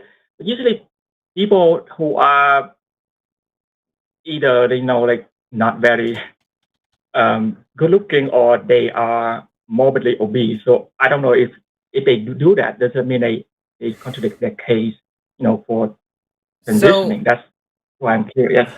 I guess part of my problem is, and I want to say this without being super critical of you. However, I think, men, we've talked quite a few times, and this is something I have seen from you before. Well, you'll kind of notice it feels like the few Fox News talking points that might have a shred of truth were there are 20 trans people on twitter.com who say this take regularly, and you kind of latch onto that. And so I think the point of the body positivity movement is not to say that we can't talk about that fitness is good for your health or that fitness is good for your heart. It's saying, rather than criticize people who might be heavier or offering unsolicited advice that they should work out more or eat better, I think it's probably a better move to maybe create a YouTube channel where you talk about here's a way that you can eat healthy on a budget, or here's a way that you can work out from home. This is a heart healthy workout that you can do from home with no equipment. Put forward the positive information rather than maybe finding a person that you think is fat and ugly on Twitter and being you need to work out and stop eating French fries. Cause that's not helping anyone, right? That's not going to make anyone go, oh, that's it. Now I want to go to the gym. I think for most of us, that kind of thing starts a shame spiral where you're well, fuck it. Now I'm going to go binge 3,000 calories at McDonald's because what does it matter? Everyone already thinks I'm fat and ugly. So why don't I just eat what I like? Yeah. Yeah, I see. Yeah. Okay, so now regarding the fat phobia, I would love to ask you, Erika, that because you understand evolution very well, that I see the criticism against if people say no, they don't want to date fat people, then they are fat phobic, and probably that's the case.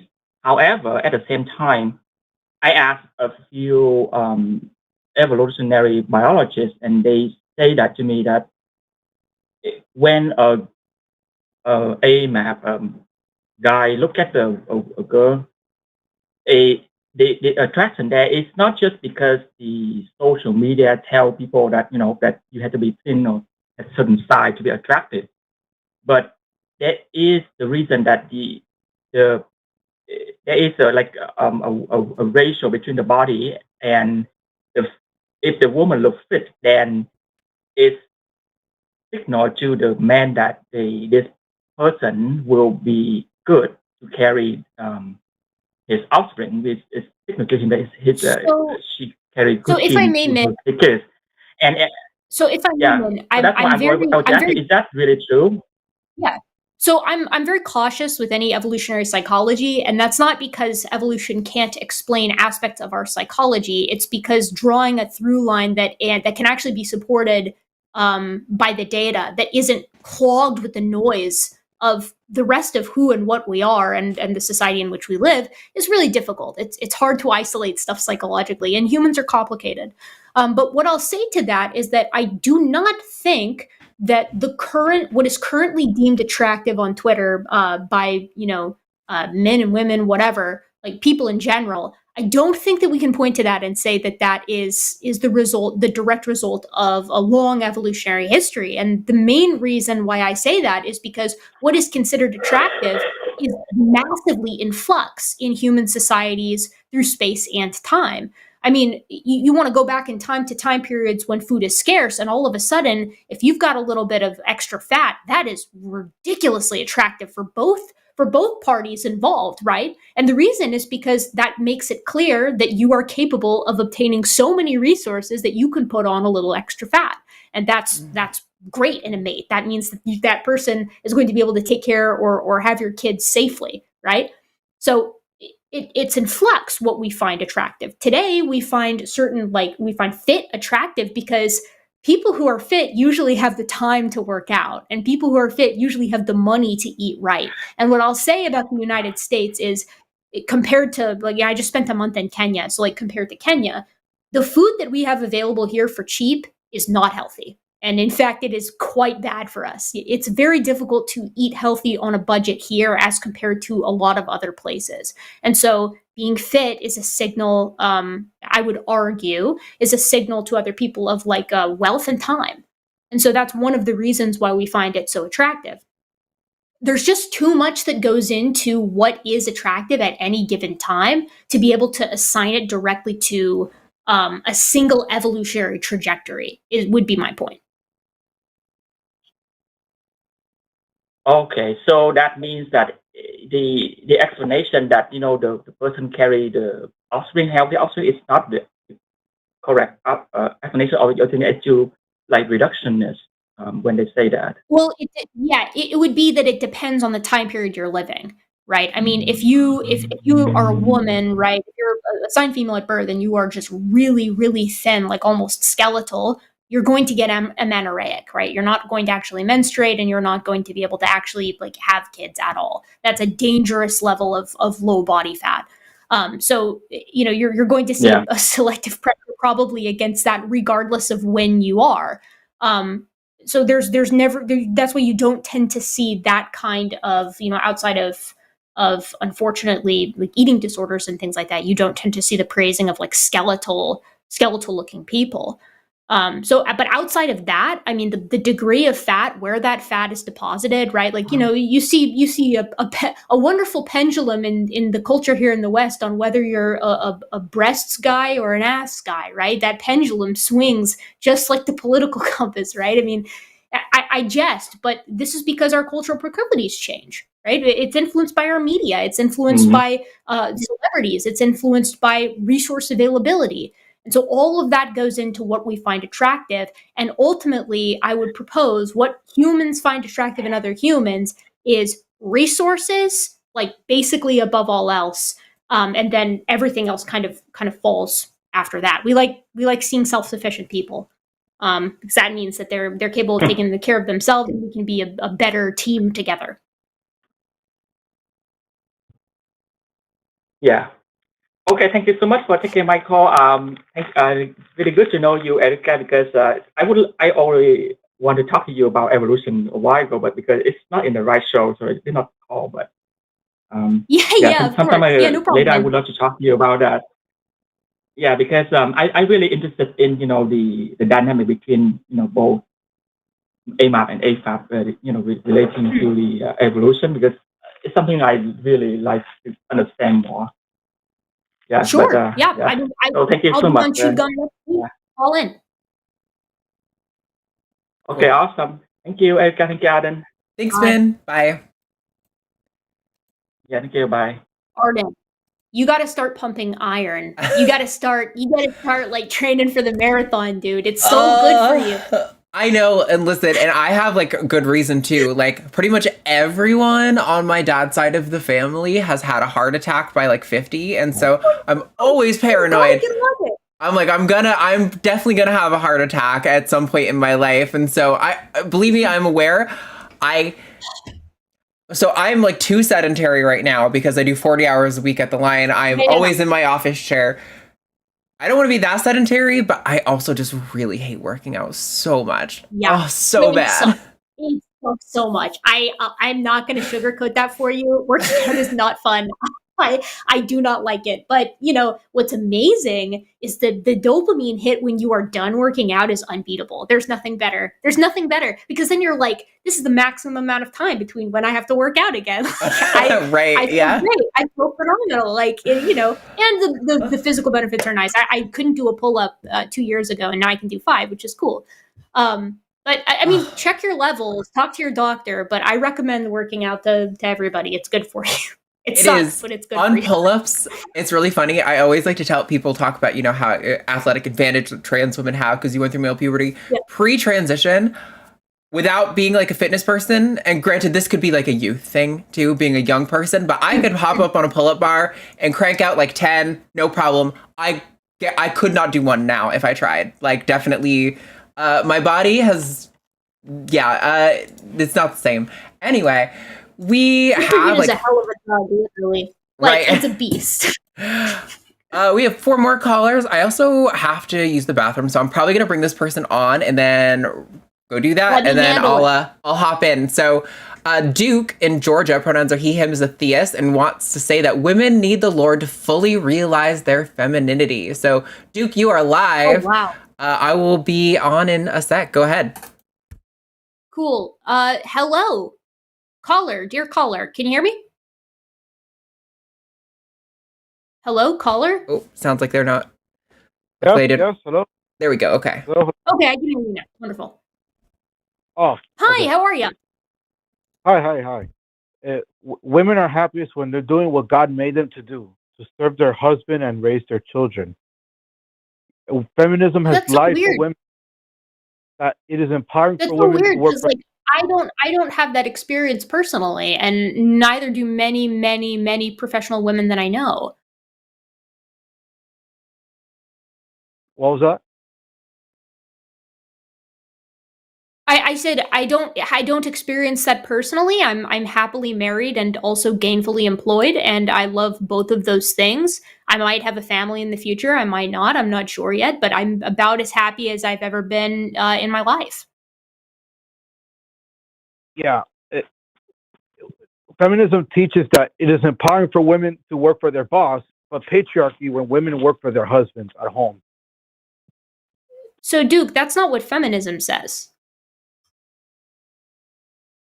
They say it all the time. I'll tell you, no, because I'm a feminist, and I'll tell you what I believe. I believe that women have the right to choose as autonomous individuals whether or not they want to be a mom at home, or if they want to go to work, or if they want to do both. It's completely up to them. That's what I fight for, is the right for women to pick what they want to do with their lives. Just like men do. See what I mean? Right. Yes. Why do lesbian couples have one masculine partner that dresses like a male and then another feminine partner? Doesn't that show that they're just rebelling? I mean, Duke, what I'll say to that is one of my best friends is a lesbian, and I've seen her date many women, and they are all very feminine, and she is also very feminine. I mean, she's like really tall and real thin and wears makeup a ton, and like she's about as femme as they come, and her like partners for dating are also very feminine. So I don't really know what to say to that. My personal experience tells me that you are wrong. But you've seen many lesbian couples of one woman's super masculine and the other is feminine. Yes, Duke, tropes exist. I've also seen lesbian couples where they're both extremely masculine or they're both extremely feminine, because people are like people and they have kind of like types, you know? Just like men and women, like in heterosexual couples, have types. So like, people have types. It's kind of how we are. Right, but they're not really feminists because they just want to be masculine and rebel. What is masculine? What is being masculine? Having a job? Short hair, muscular. They wear pants or shorts like men. Is wearing pants for men only? Women notoriously don't wear shorts.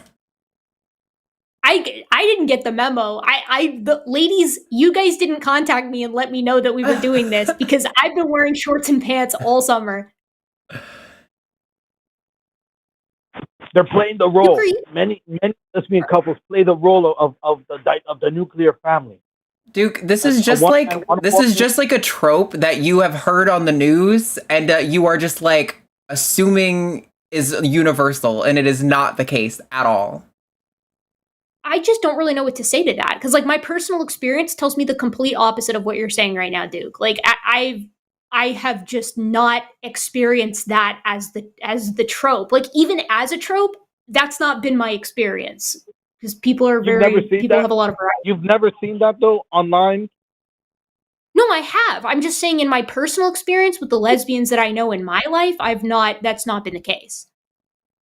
Just because people exist who fulfill a trope doesn't mean the trope is true of the whole group of people. No, not every single couple, literally, but the majority. It doesn't even mean the majority. Is it the majority? Arden, has this been your experience?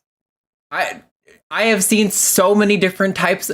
There's literally a meme in the lesbian community about the spectrum you fall on, from like femme to butch. Yeah, the Futch scale. There's Futch. There's like somewhere between Futch and butch. There's like, you know, like a 0.5 one there. There's so many different like archetypes of lesbians who are also, that is also still reductionist and not capturing the full breadth of the community. Like, again, Duke, you're talking about tropes. Yeah. Because people are people, and they don't fit into these neat little boxes. I mean, Duke, I you know, all joking aside, I'm just going to push back on you here, and I'm going to say I disagree with everything that you said here. It has not been my experience that women are masculine or behave masculine in masculine ways to rebel against God. It's not been my experience that women wear shorts or pants to rebel against God. And it's not my experience that feminism exists to tell women that they should go work for their boss instead of stay at home and work for their husband. And that's all I'll say to that. Okay. Okay. Well, agree to disagree. One more thing then. Well, I'll agree that we do disagree, but you are wrong. You are asserting that tropes are true of an entire group of people, and that is just factually incorrect. So I'll agree we do disagree, but you are wrong, and Erika is correct. Okay. Okay. Thank you, Arden. Because we're doing it God's way, the nuclear family has more children, so evolution favors religious families and conservative principles than liberals, because Christians have more children. Conservatives have more children. You could argue that, but then we're going to populate more. Duke, you could argue that, but then you could also point to the fact that developed nations, which tend to be more secular and have fewer kids, also have far lower mortality rates. And so that would actually select for secularism because it's prioritizing industry and science more frequently. So, like, we could play this game, we could go back and forth, but the fact of the matter is, I'm a feminist, Duke. I identify, I'm a true blue feminist. I'm about as feminist as they come, you know? But I'm going to tell you right now, if a woman wants to have like 10 kids and be Catholic with her husband, she can do that. I'm for that. Go nuts, girl. Like, go off, queen. That's amazing. Do what you want. You know, but if I have a friend who also decides they don't want kids, that's her right to not have kids too, right? I believe that both of those things fit within the feminist lens. What doesn't fit within the feminist lens is telling women that they have to do one thing and not the other. And that goes for be childless and go to work, and it goes for have a billion kids and be barefoot and pregnant. It goes for both of those things. You're dooming the species. That's like saying you have a right not to go to work. Okay, you cannot go to work, but then you won't Duke, get... But then so what? So what? Duke, so what? It's my... If my choosing not to have children... No, shut up. Shut the fuck up. I don't like you already, so I'm going to be mean to you. If somebody chooses not to have kids and that dooms the species, our species should die. Fuck you, fuck you, fuck you, fuck you. Oh, you poor baby. Or did I hurt your feelings by using harsh words? I'm so sorry. I realized... Oh, he hung up. Duke, oh, what a gentle soul. Oh, it's really hard for him when a woman tries to actually lay down facts on him. I'm so sorry. Yeah. I feel like too, that was just that's just boldly incorrect. Like, this is a guy that's never sat down and Googled like feminism. Put it into Google. Like, this is an egalitarian movement for the autonomy of women. He just wanted to come on here and rage. That dude came on with the agenda to fight. I'm glad you told him off, because I didn't know how much more of that I had in me. I also, we've gotten this on Chewed Gum so many times of like if people don't have kids, the human race will die. And I will stand by. the human race deserves to die if it requires women to violate their bodily autonomy to sustain it. Like, nobody should be obligated to reproduce for the sake of the species. Also, it just won't. Like, there will always be people out there who want to have kids. Always. Yes. 100% of the time. People, wouldn't you know it, we have, there's a portion of our variation in our population that want to have a lot of kids. Not just a few, but a ton of them. They love that shit. They eat it up. And those people will continue to have kids. Great. The species is saved. Some people don't want to. They shouldn't have to. Like, it always has to be like a feminism says have no kids. Brother, where? Who has said that? No. Like, to harken back what you were saying earlier, Arden, show me the 14-year-old on Twitter who is saying this. I will personally DM them and tell them to stop because that's not representative of the movement. I don't know what to say. I mean, like... It is the most frustrating modern phenomenon that people will do that, where they cite that they saw a Twitter account who said something, so therefore it must be the case that some significant portion of a population also believes this thing. And it's like, this is exactly why I deleted Twitter. I tried to come back like a month ago, and within a week was like, nah, this needs to go again. It is... I just don't get anything useful out of it, and it so skews your perception of reality, I feel like.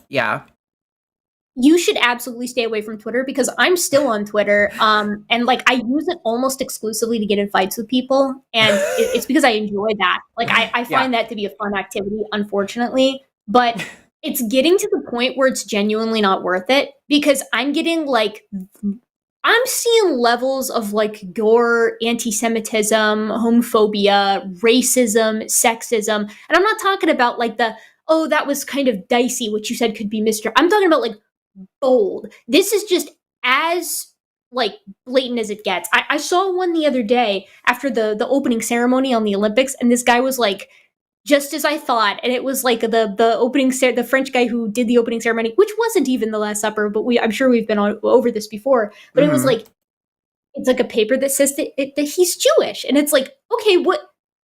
We're just having this on Maine? Like, this is just, you can just say that now, like on Twitter boldly? I mean, I don't know.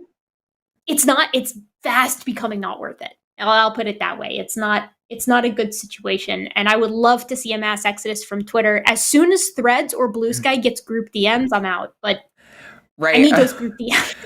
Yeah, I mean, I've been using Instagram, but mostly because, so I watch the news all the time. I'm constantly informed. So my concern initially was like, I'm going to not be informed if I don't have Twitter, because Twitter gets a lot of that breaking stuff. But I found that I'm not uninformed. I actually am pretty clued in on pretty much everything that's going on, except for like the Twitter discourse, but good.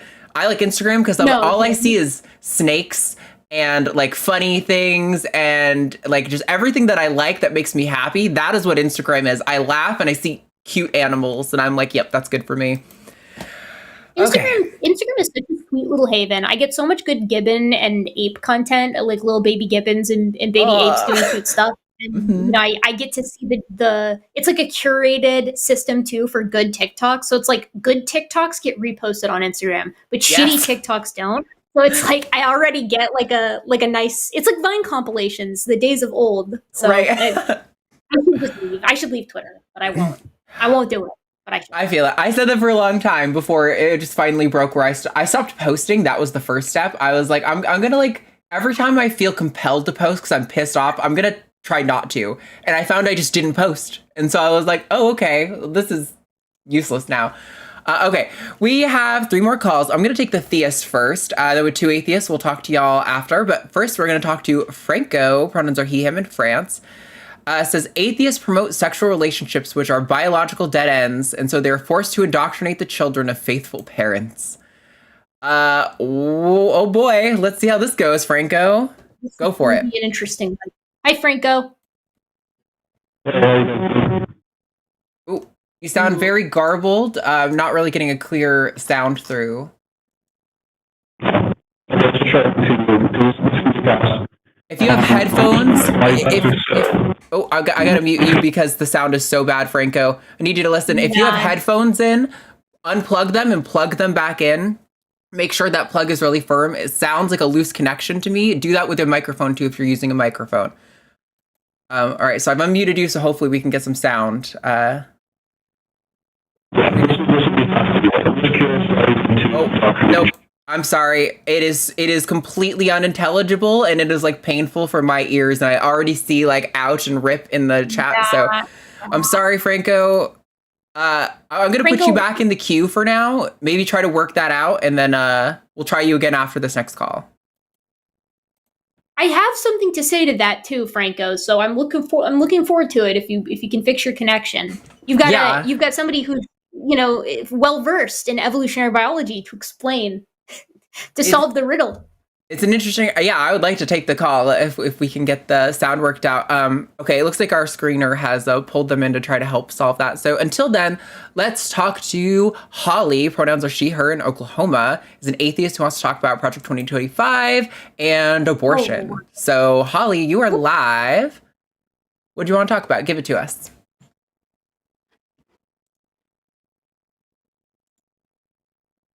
Holly, you there? Oh, I'm sorry. I still had it muted from the last caller, Franco. Yeah. Now we can hear you. Oh, no problem. Okay.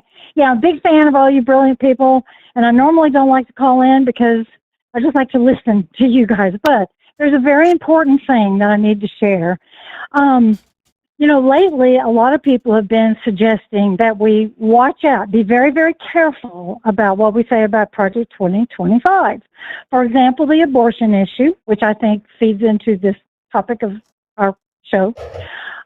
We should be very careful not to exaggerate what Project 2025 says. So I have, my attitude has been, I will not be shushed. I will talk about it, by golly. And I have gone looking and digging. Hello? Yeah. I said, get him, Holly. Okay, good. I will not be shushed. I'm an old lady that does not like being shushed. So I decided I would double down and really get into it and go look at all the details and really know what I'm talking about. And I have run into some very interesting little tricks, and I wanted to share tips and tricks with people who are trying to go this route. Yeah. Yeah. Okay, go ahead. Go for tricky. it. Oh, they've got so many tricks. So many tricks.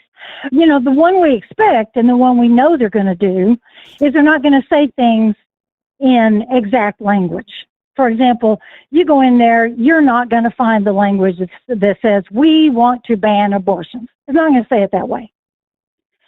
And I expected that, and that's fine. But there's other tricks that people are not aware of, I think. And one of those tricks is when you go and find the whole 920-page document, you will discover that searches don't work properly on it. For example, and what really brought my attention to this is I heard some of the people on our own, the line the other day saying, don't say they want to ban abortion because it doesn't say that. So I thought, well, I'm going to go find out what it actually says. By golly. Oh, what an adventure. Because the first thing you do is if you go to the standard site and I believe it's the right site because I've found it through various ways. Other people have given it to me. I've gone on to, the Copilot AI. They all point me to the same place. I think it is the right site. But what will happen is if you enter into there, like you want to find out, my particular argument was they may say they don't want to ban abortion, yet they specifically do say they want to ban abortive fashions. So isn't that in effect the same thing? So therefore, it's not an exaggeration. So if I could jump in, I know what you're talking about because Matt is the one who's been mostly going on the let's not exaggerate, let's be super, don't assume people's intentions because then they can kind of dismiss you and things like that. I understand where he's coming from on that. I think Pete Buttigieg, who was on, what is it? One of those late night news comedy shows last night. I think he has done, one of them. He has done a great bit on this, which is, when he was talking to a Fox News host, he was saying, I think they want a national abortion ban. And the host said, which Trump has just avowed. And Pete said, yes, but I don't believe him. Because he lies all the time. And I think it's fair to say... There's also that. Yeah. I think it's fair to say you're not convinced that they really don't want to ban abortion. I do think it's important to be careful with how we're talking about these things. The other thing Pete said that I thought was perfect was they want to ban mifepristone, right? Which is the most accessible form of abortion. Yeah. So you can justifiably say they want to ban the most accessible form of abortion. Exactly right. And I agree, they're not going to give, right. You know, if they really want people to have no abortions or they really want trans people in camps, they're not going to say that out loud. That's right. You do have to walk a line, but I understand what the urge is on us being careful with how we talk about these things, because it can go really quickly from assuming their intentions or putting the pieces together to being a conspiracy theory. And I think that's what we're trying to caution our audience against is to just be careful and critical with how we're observing this and to not slip into conspiracy. And also don't slip into self-censorship. I'm very worried about that, because if we become so overly careful that we're just afraid to ever talk about Project 2025, how does that help us? So if you don't mind, let me get back to what I was going to, the warning I was going to tell you all about. For any of your plucky viewers like me who decide to go digging it up themselves, I think I need to warn people about this. Because I'm going to give you an example. I went out there the other day and I said, well, I'm going to find abortifacients. I'm going to find again what they said about abortifacients. And so I went out there, I brought up the site, the full document, and I entered ABORT and hit enter and got 0 hits. Now, the normal person, the typical person would walk away at that point and go, yeah, they don't say anything about abortion. What are they talking about? It's their imagination. It's overblown. It's a ridiculous, rumor that they're saying that. But then I entered ADOR and hit enter. That came up and brought a very interesting looking sentence up. It brought up a sentence that had the word abortion in it, and it also had the word abortion in it again, but with a fuzzed up T. It wasn't really a T, it was a fuzzed up little cryptic character.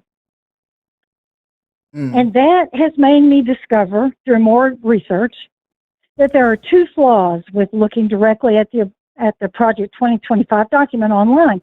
Number 1, it's whole word only, which you don't normally expect with most internet web pages, is whole word only. If you enter the word abortifacient, you will miss the hits on abortifacients, for example. So, Holly, I see what you're saying. If I can interject, Holly, I appreciate what you're trying to say, and I'm sure there are some PDFs of this that are not searchable, but somebody in chat is already saying that they just went and got 160 hits for abortion and 2 for abortifacient. So I think I appreciate what you're trying to do, and I do want helps, but this isn't like just a platform for you to give like your whole how I do. So can we get to some sort of point of discussion? I get you. Well, I guess my overall point then is this.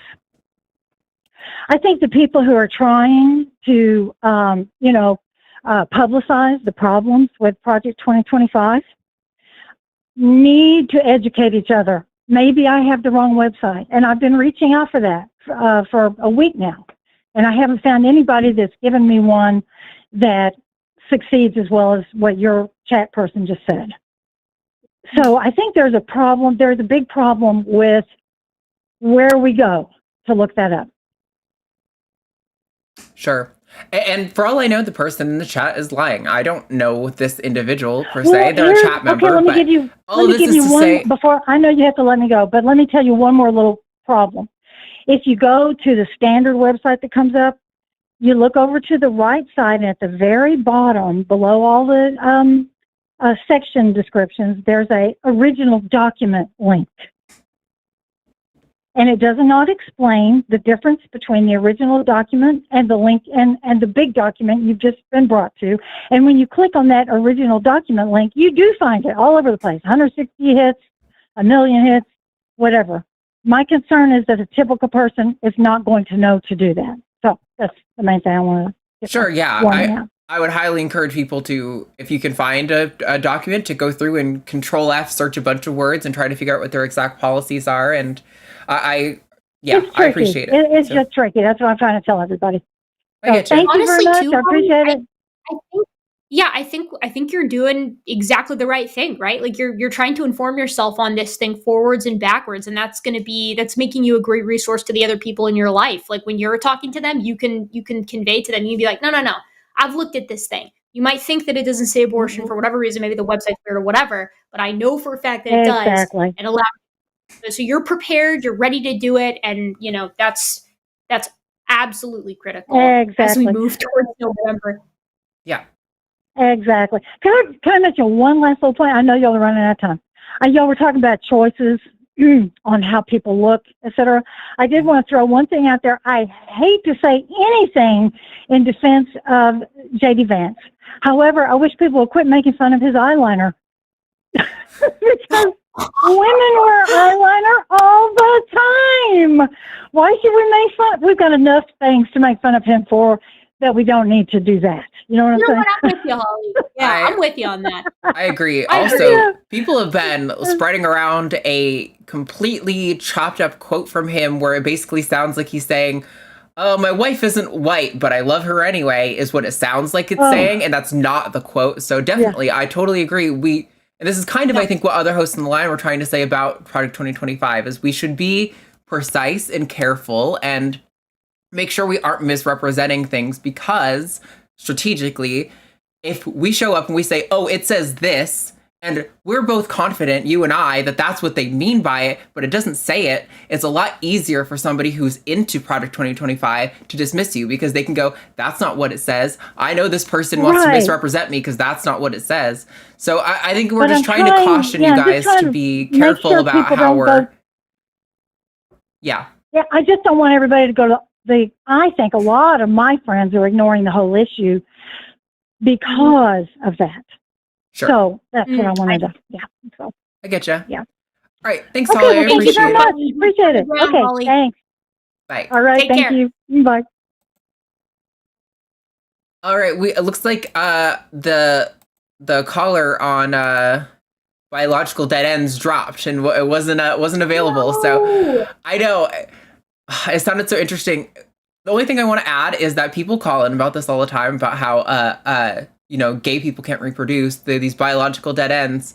But religious people do reproduce, so there will always be religious people. And it's like, why do you think religion is a heritable trait? You aren't passing on Christianity in your genes.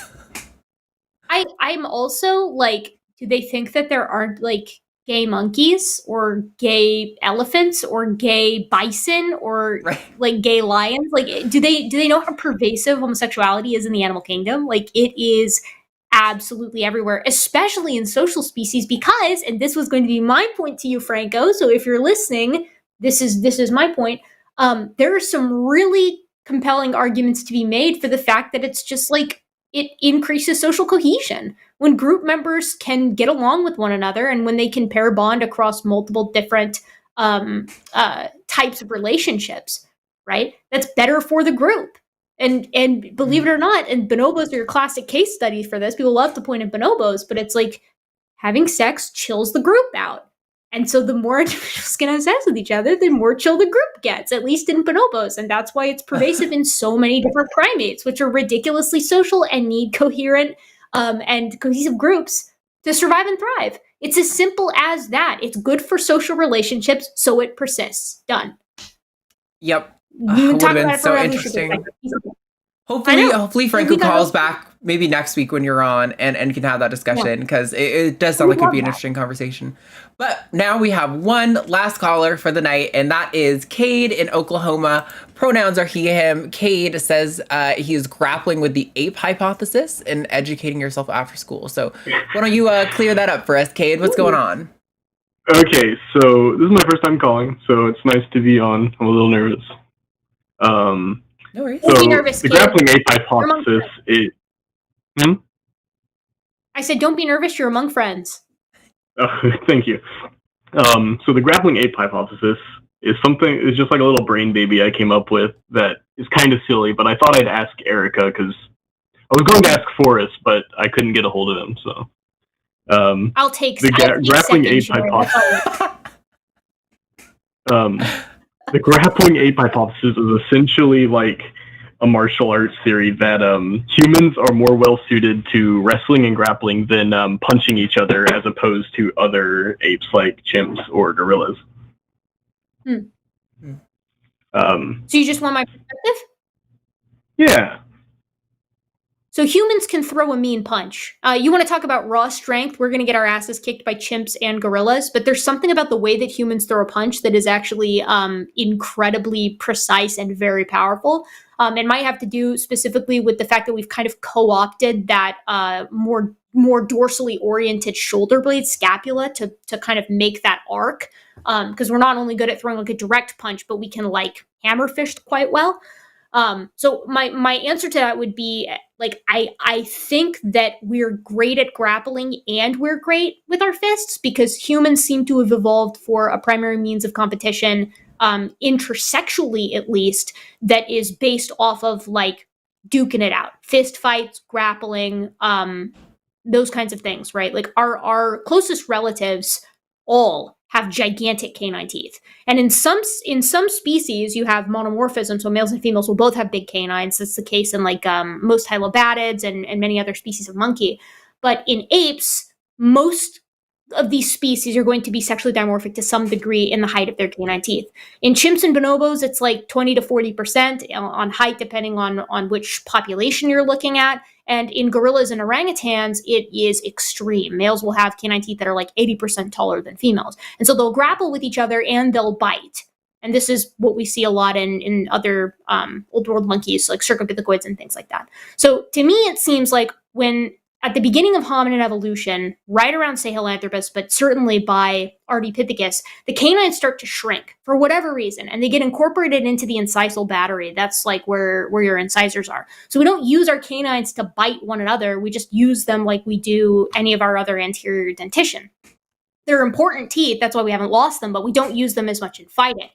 And interestingly enough, in the same hominin that we see the reduction of the canine teeth, we also see the complete absence of sexual dimorphism in body size. Males and females are exactly the same size and they have the same size canine teeth. Then when you move into Australopithecus, we see the return of sexual dimorphism in body size, like somewhere in between chimps and gorillas, but canine teeth stay monomorphic for the rest of our evolutionary history. So it seems to me that we get a very hard reliance on grappling and fist fighting both together in tandem, like right around the same time, and a heavy selection for large body size. And then dimorphism starts to even out again as you get into genus Homo. And nowadays, males and females, you know, if we're talking like a strict male and female distribution here, if we're not looking bimodally, right? The stature dimorphism is like maybe 5 to 6%, more if you're talking about lean muscle mass, but the dimorphism overall is significantly lower. So what I would say is that the grappling, absolutely, that's absolutely a way that you saw intersexual competition in early human evolution, but probably also punching, not to the exclusion. It's not an or, it's an and. Does that make sense? Yeah, and that's kind of what I was thinking. It's kind of interesting that you mentioned the biting large canines and other apes, because like in a lot of like comments on like videos of wrestling or jujitsu or something, people always say, "Oh, that wouldn't work in a street fight because they'll bite and eye gouge," and like it's explicitly mentioned biting as if biting really does much with a human bite in like an actual fight.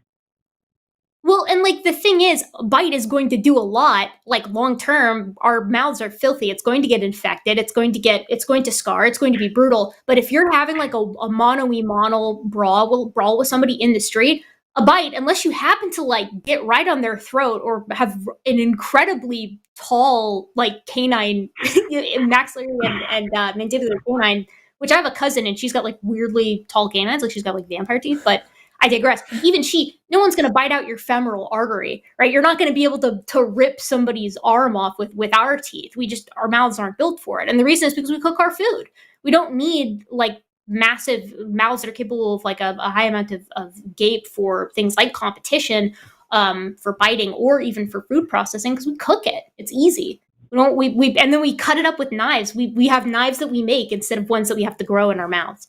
And I'll be clear, like the dimorphism that you see in canine height depends on the species that you're looking at. Like some, it's not very dimorphic at all. Some, it's very dimorphic. Like even though a male gorilla has much bigger canines than a female gorilla, I'm still not wanting to get bitten by a female gorilla. She could still tear me to pieces with her canines. Like they're huge compared to mine.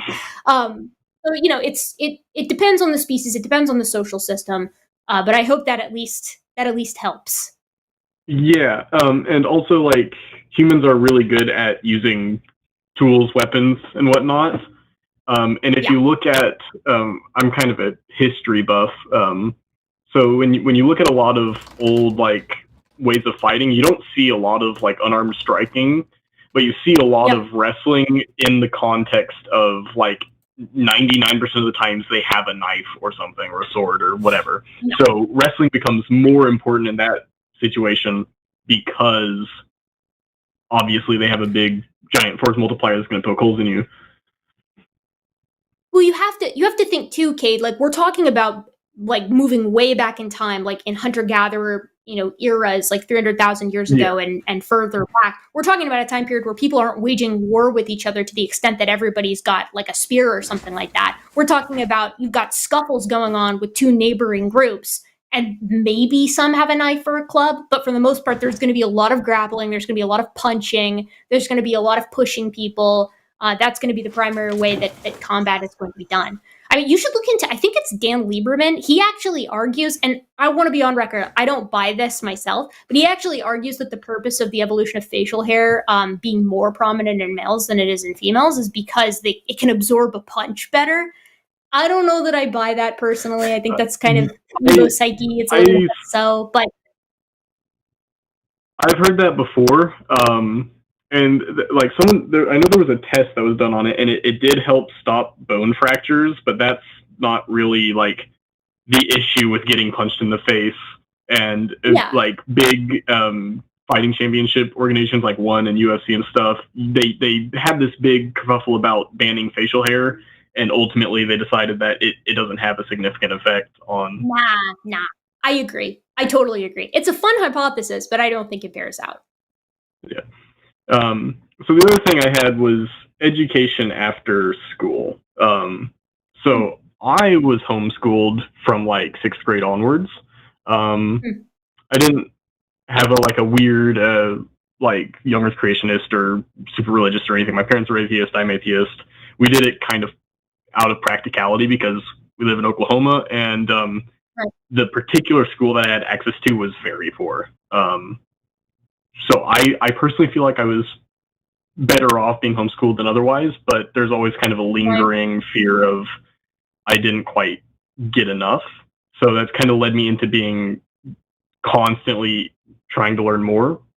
And I wondered what you would suggest for like keeping up with staying educated as I become more of I'm 20 now, but as I become more of an adult and making sure I can stay educated or even catch up in places that I just saw the gecko on Arden. Sorry. Yeah, I also walked. I couldn't contribute, so I was like, oh, I'll go get Winston, and then he decided to jump on my face. It's very cute. Crawled right up you. He's a cool gecko. Yeah, Kate, so here's my suggestion. I mean, it depends on the subject that you're interested in. I find that a lot of textbooks, like high school level and college level textbooks on things like biology, can be pretty digestible. But it's not exactly appealing to sit down and crack open a biology textball. Like that's my recommendation to people who are like, oh, I really want to educate myself. Like, yeah, you can get a textbook. It's helpful. But I'm not going to recommend that seriously and think that people are going to do it, which is why I would say that one of your best friends is going to be channels like Crash Course. These YouTube channels that are capable of teaching you in bite-sized chunks, really important concepts in fields, right? So I actually use the Crash Course. I think I said this yesterday, but I use Crash Course for statistics sometimes because I took statistics, But then I have like these long breaks between when I use statistics, and I'm like, oh, I want to like refresh myself on this, that, or the other test and stats. So I go to Crash Course, and they've got these lovely little 10-minute videos that tackle concept by concept a lot of the major ideas within that field. And they have these for like pretty much every subject you can imagine: economics, biology, genetics specifically, right? So that's kind of an invaluable resource as far as like, oh, you want to brush up on history this week? Well, you can look at Crash Course and or some similar YouTube channel and watch a 10-minute video with your coffee, and you can stay on top of it with that kind of thing. I mean, and if you want to get more serious with it, you can do Khan Academy or Udemy courses as well, that are more like structured and have you actually like test out your know-how with like questions and things like that. But we live in an era where like post-education education is more accessible than ever. So there are so many different resources out there on YouTube and otherwise that can help you stay on top of things if that's something you're worried about. Yeah, that sounds awesome. I get a lot of mileage out of the like Forrest's videos, and especially yours, like debunking young Earth creationist stuff, because you kind of target it towards a group of people who generally aren't super well science oriented. It's very digestible for me trying to kind of catch up a little on it. And it really helps with me getting into it. And I also listen to lots of like pre-recorded lectures and audiobooks and stuff, which is, audiobooks are very accessible for like history stuff, which is the thing I'm most interested in. Yeah. So there's plenty of resources for that. Awesome. I think tell that's you all I have. If you want a basic course on like biological anthropology, I actually did the script for Professor Dave's series on that. So, it's tried and tested. I gave it my stamp of approval. I wrote it. So if you want a really basic intro course, he's got some pretty good ones, and I know some of the other people who have wrote for him. So he gets good folks on board. Cool. I'll check it out. Oh, and also, your art, Erika, is really good, and I think your blue gibbon is an excellent fursona. It's iconic for sure. Oh no, Cade, get out of here! Drop him from the call. Is it the wrong ape? I do not have a persona. You cannot have an ape be a persona. This is well understood. I feel we've established this. It's too close. It doesn't count. Why not? Because, how does this not count? It doesn't count. It's like too, it's not neon enough. It's pastel. Oh, but people can have like snakes and stuff. Yeah, but it's like a scaly thing. That's different. Just trust me, Cade. It's not. I'm gonna get an Australopithecus persona. No, that I would be interested in seeing. Where are our paleo furry artists on the Australopithecus? They're cowards. Them in Creative Beast Studio, who will make a mammoth articulated figure, but not an Australopith, which I will never get over. But thank you for calling, Cade. I know where you live, Oklahoma. Right? Maybe one day I'll stumble onto Forrest. I live near Tulsa. I'll capture him and I will force him to have an awkward conversation with me. I'm sure he'd welcome it. It actually won't be awkward. Yeah, he would love it. He would absolutely love it. He would geek out, for sure. Well, thank you so much, Cade. If there's nothing else, we'll let you go so we can get on to Super Chats. That's all. Thank you. All right. You have a lovely night. You too. Bye. Usually I successfully can dodge the fursona. I can successfully dodge that, but when I'm confronted directly like that, my fight or flight activates. I'm trying to like book it out of this house. Hey, there's nothing wrong with being a furry. Maybe it's a little odd, but no, just kidding. All right, we have super chats. We're gonna read your super chats right now. Any supers of $5 or more, we will read live on air. Yes, this is Winston. He's a handsome little boy. Look at his little face. He's fixing to jump right on that camera, though. I'll tell you what. No thanks, sir. He's such a handsome dude. He is. He's probably my best crest gecko in terms of like handling. He just will chill. All of my others are like super flighty, and they'll be like get me away, please. I want to go back to hiding under a leaf. His hands are huge. They're so broad. Right? I love too because they have like those gecko toe pad things that like help them stick to walls. Yeah. His toes curl up when he's getting ready to lift his hand. Like the first thing that goes is his toes go like this. It's so cute. That's so cute. I love his little arrow-shaped head. He's very sharp. Yeah, he's got like this is actually in the like crested gecko community. Having a wider triangular head is considered like a valuable thing.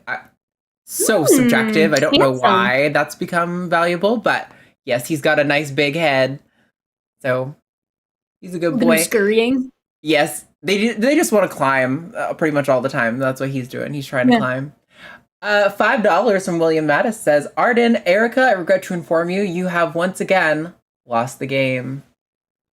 Thanks, William. William did that last night too. Not cool, William.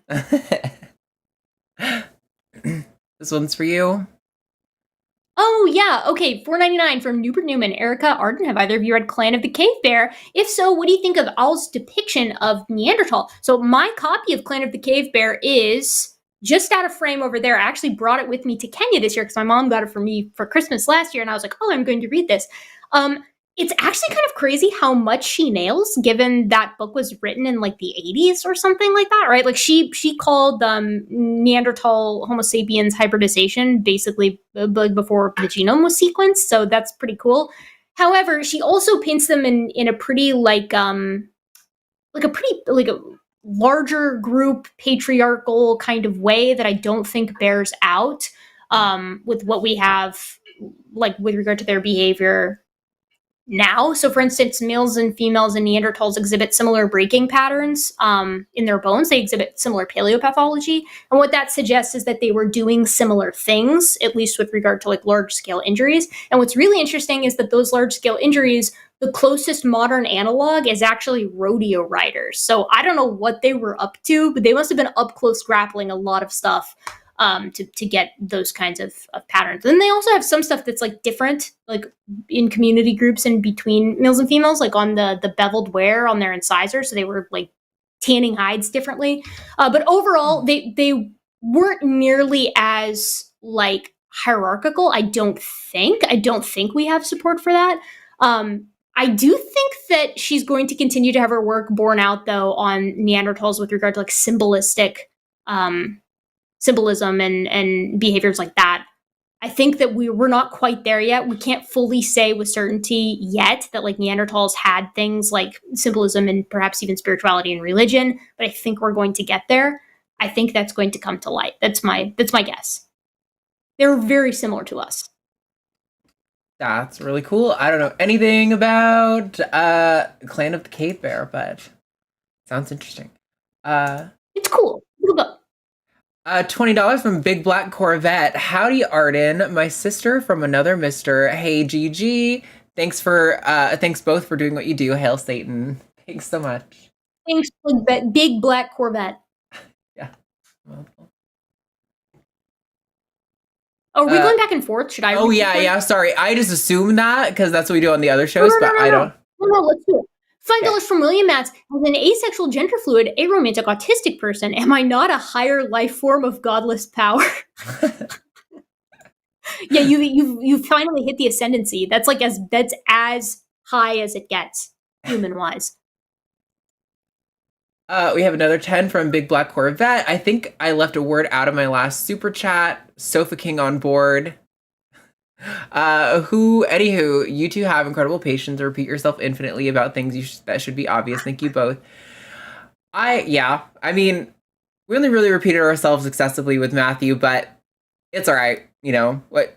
I was hoping eventually you would get through, but as Matthew pointed out, it typically doesn't happen over the course of a conversation. So there's one thing I can agree with him on. Yeah, remarkable. $10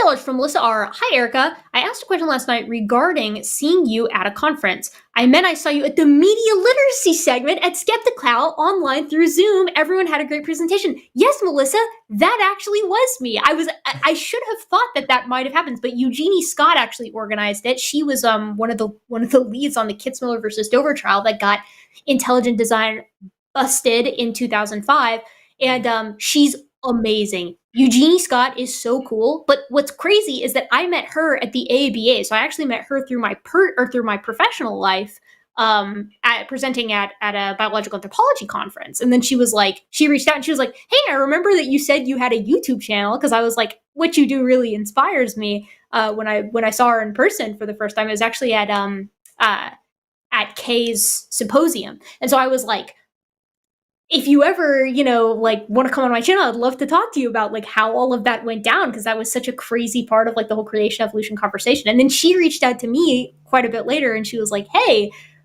do you want to do this media literacy panel?" And I was like, "I certainly do. I would love to do that." So it was actually like the first social media engagement like that I've had in my professional life. But it's funny because there's naturally so much bleed over with what I do here on YouTube. So yes, you did see me there, Melissa. That was me. That's really cool. I didn't even think about it. If more people aren't calling you to get you to talk at conferences, they should be. And I expect that'll start happening very quickly. We'll see. You underestimate the power of academia. They're a stubborn bunch. That's fair. We have 10 Canadian alleged dollars from unrecognized talent. Nothing to say, just that I love what you two do. Thank you so much, unrecognized talent. I hope one day it is recognized. It would, yeah, for sure. It will be one day. $10 from Cody Reagan is, I don't know. I don't want to know if that will demonetize me to say that. Is that innately bad? Okay, is porn innately bad? I took a saying it as such, as it leads to poor education. This argument seems similar to the one on video games, is that some men can't see it as fiction, can't call uni. I don't think it's innately bad. I certainly don't think so. I think most of the problems that surround pornography come from like the culture and the industry that surrounds it, that leads to exploiting a lot of people, or can lead to exploiting a lot of people. But no, innately, I would not say so. Yeah, I would completely agree. And speaking as someone who's like worked in the industry, I would say even like the companies who do a really good job, it's pretty difficult. You're signing away your likeness for something that's very personal, that they get to use that content for. And it can be like, yeah, I don't think porn is innately a problem. All this to say, pay for your porn. Pay for someone who is creating it independently, because you have a much, much, much lower risk of running into a situation where there's exploitation. So pay for it. Pay for it from someone who's making it themselves. If you want to be like super, super confident that what you're getting is not ethically questionable.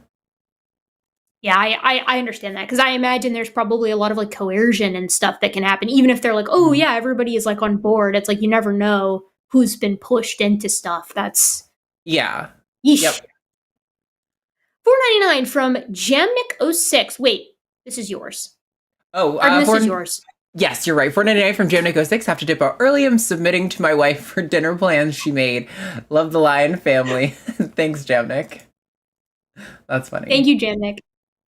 $5 from Fern Loveband. Islam. Oh, right. Christianity 2.0. No, I never downloaded the update because the initial release was too full of bugs. Never could get it to work.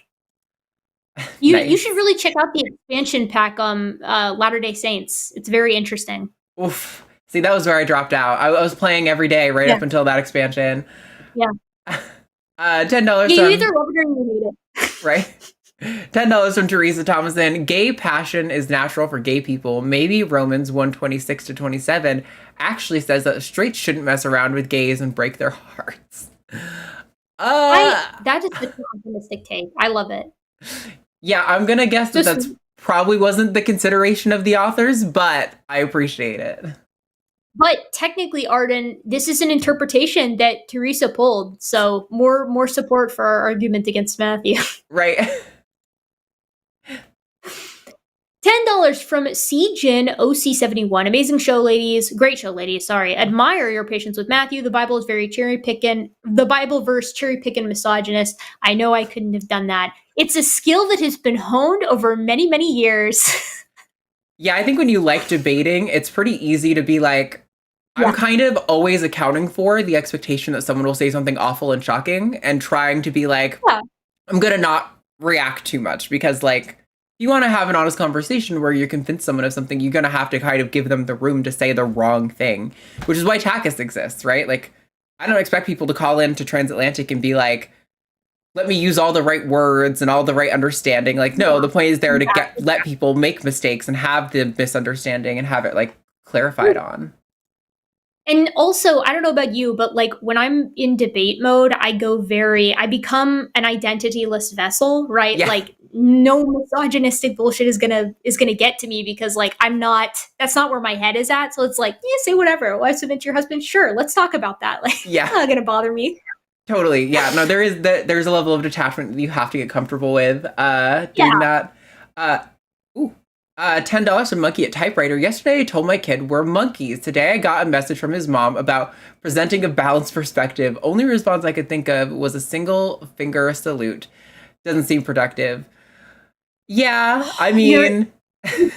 His mom's trying to teach the controversy. Come on. Right. This is why Dover was important, people. This is why. I mean, like, and that's what's annoying about it, because it's like...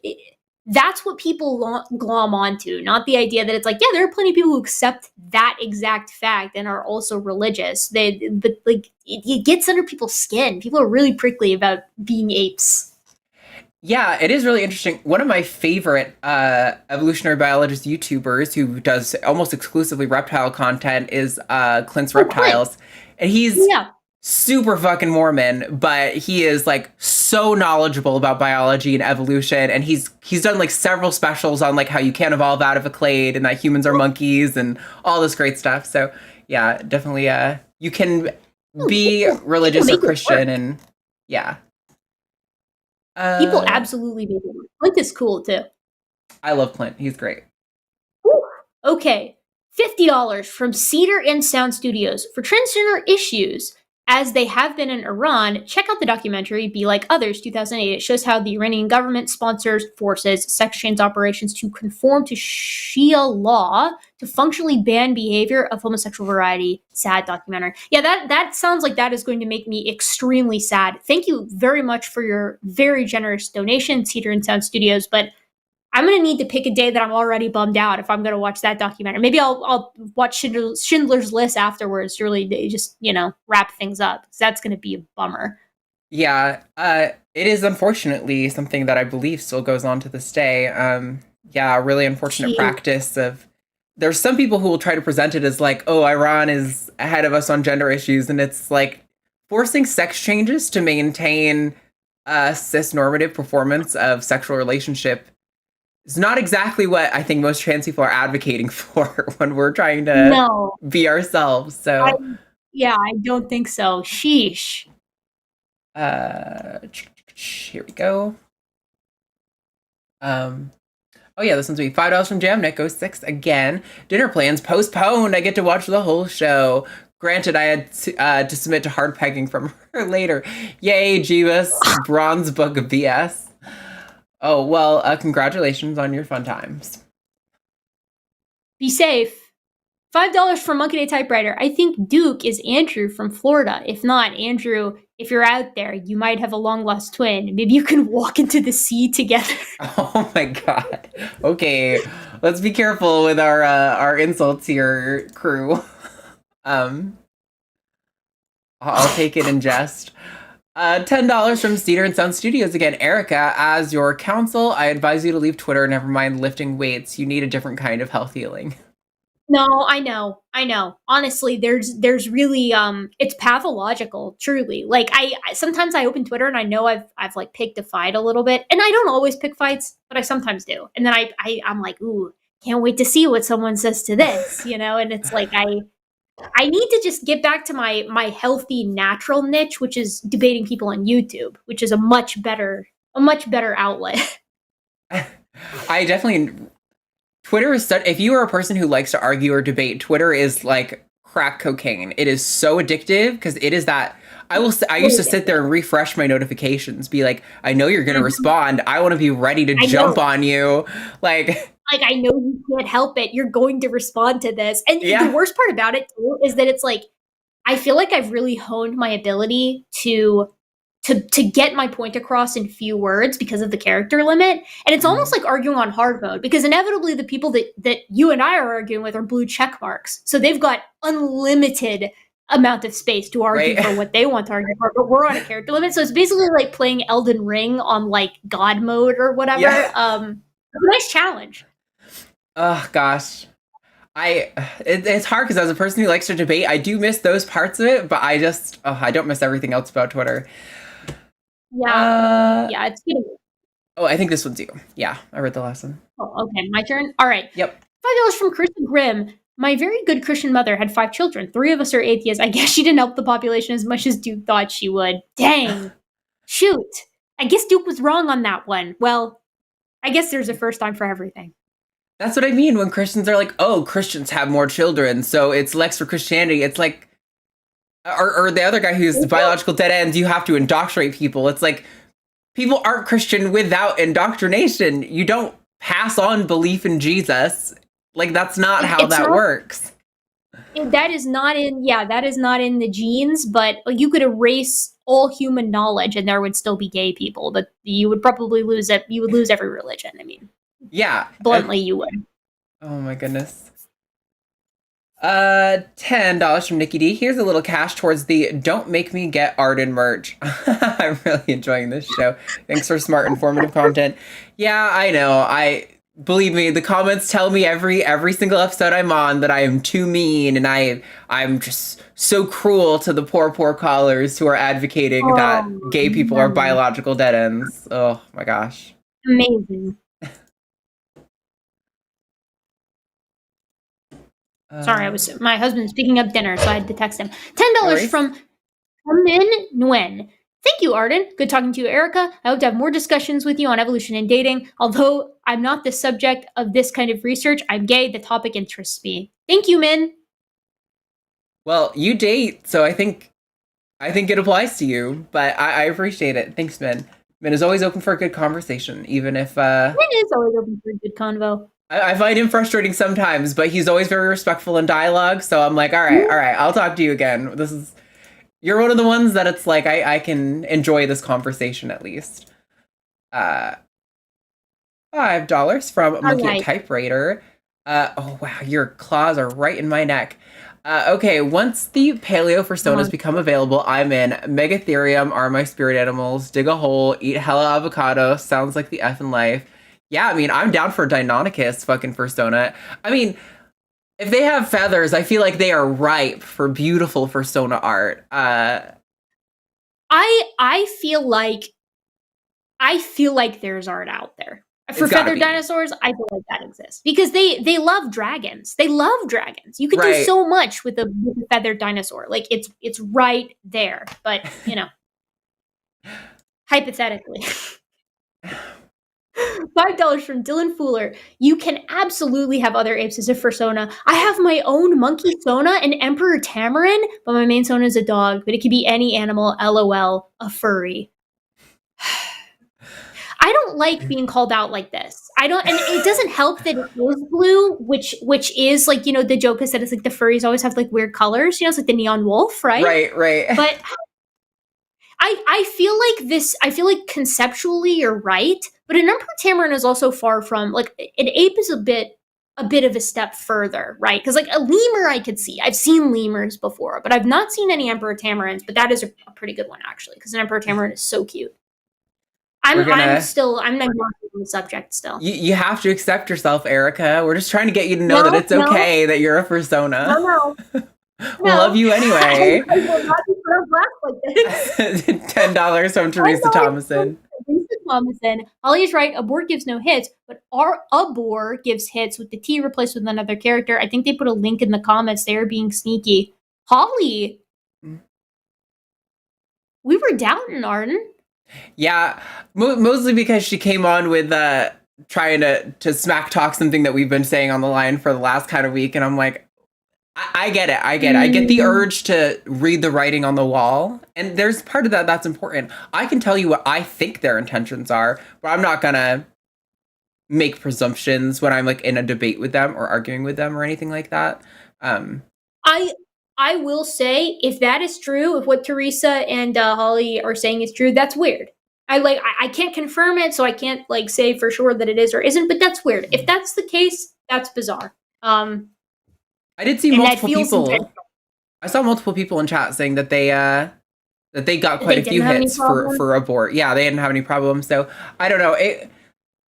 I don't know either. Probably just different like PDF files, because they're probably it's so problematic. That term has now been used as the substitute for. Yeah. Yep. Yes. Yeah. So now when I say it literally, I'm like, it's so confusing. It sounds like it's a euphemism. Right. Exactly.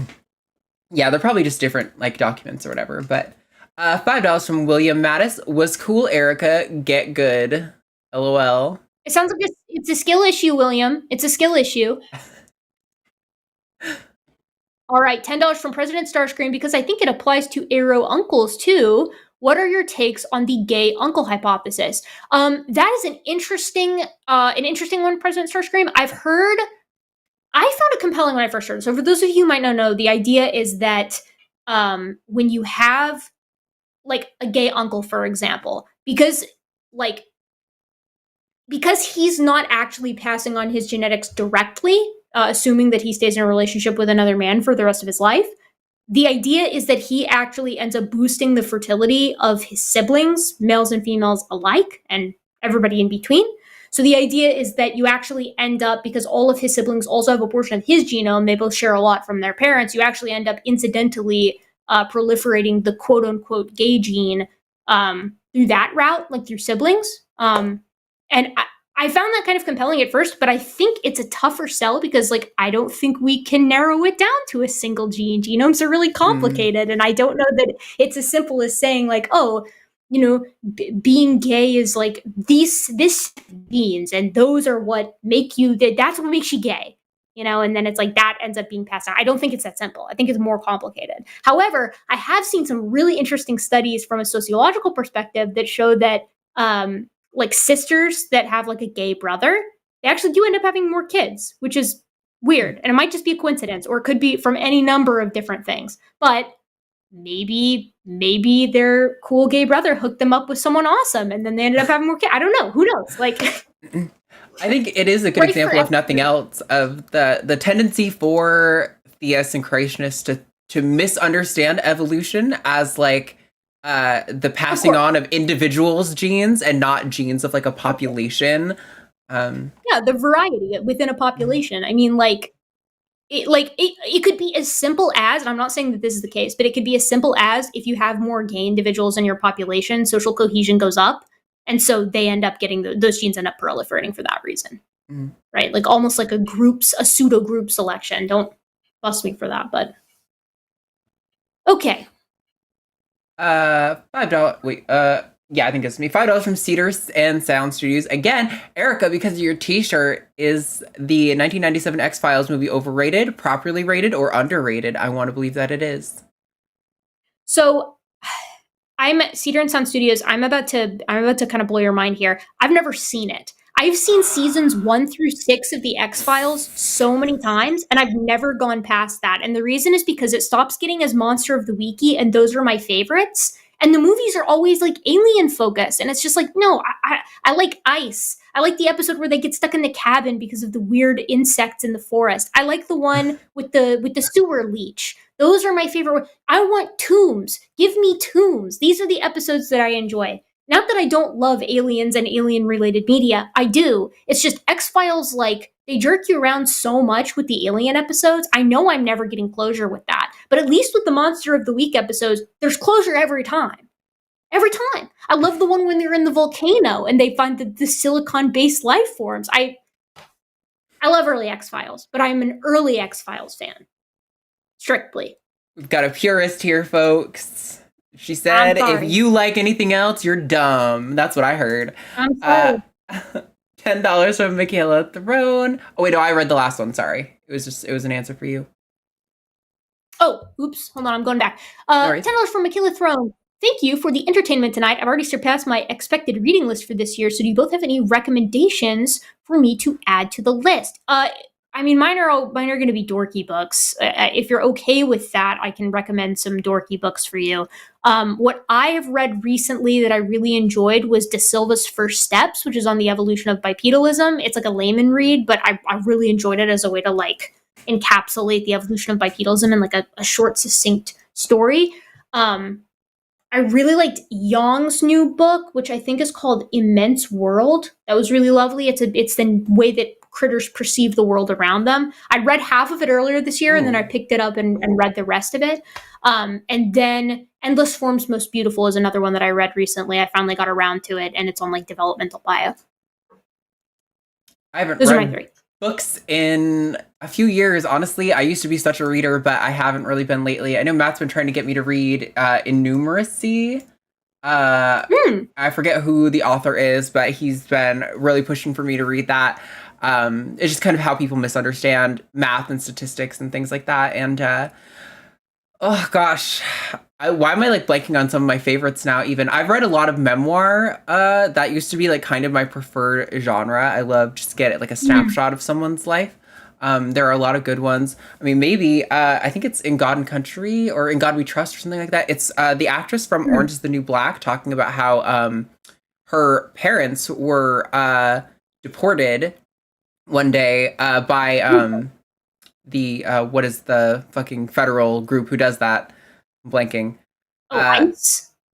Yeah, I think so. And while she was at school, they were deported, and so she was just left alone as a teenager to figure out her shit in America. And now she's become like a successful actress. And I think, you know, in light of immigration being potentially one of the biggest issues in this election, maybe that could be some like emotional appeal you could find interesting. But then I can't paint the people I don't like as a mean boogeyman. Right.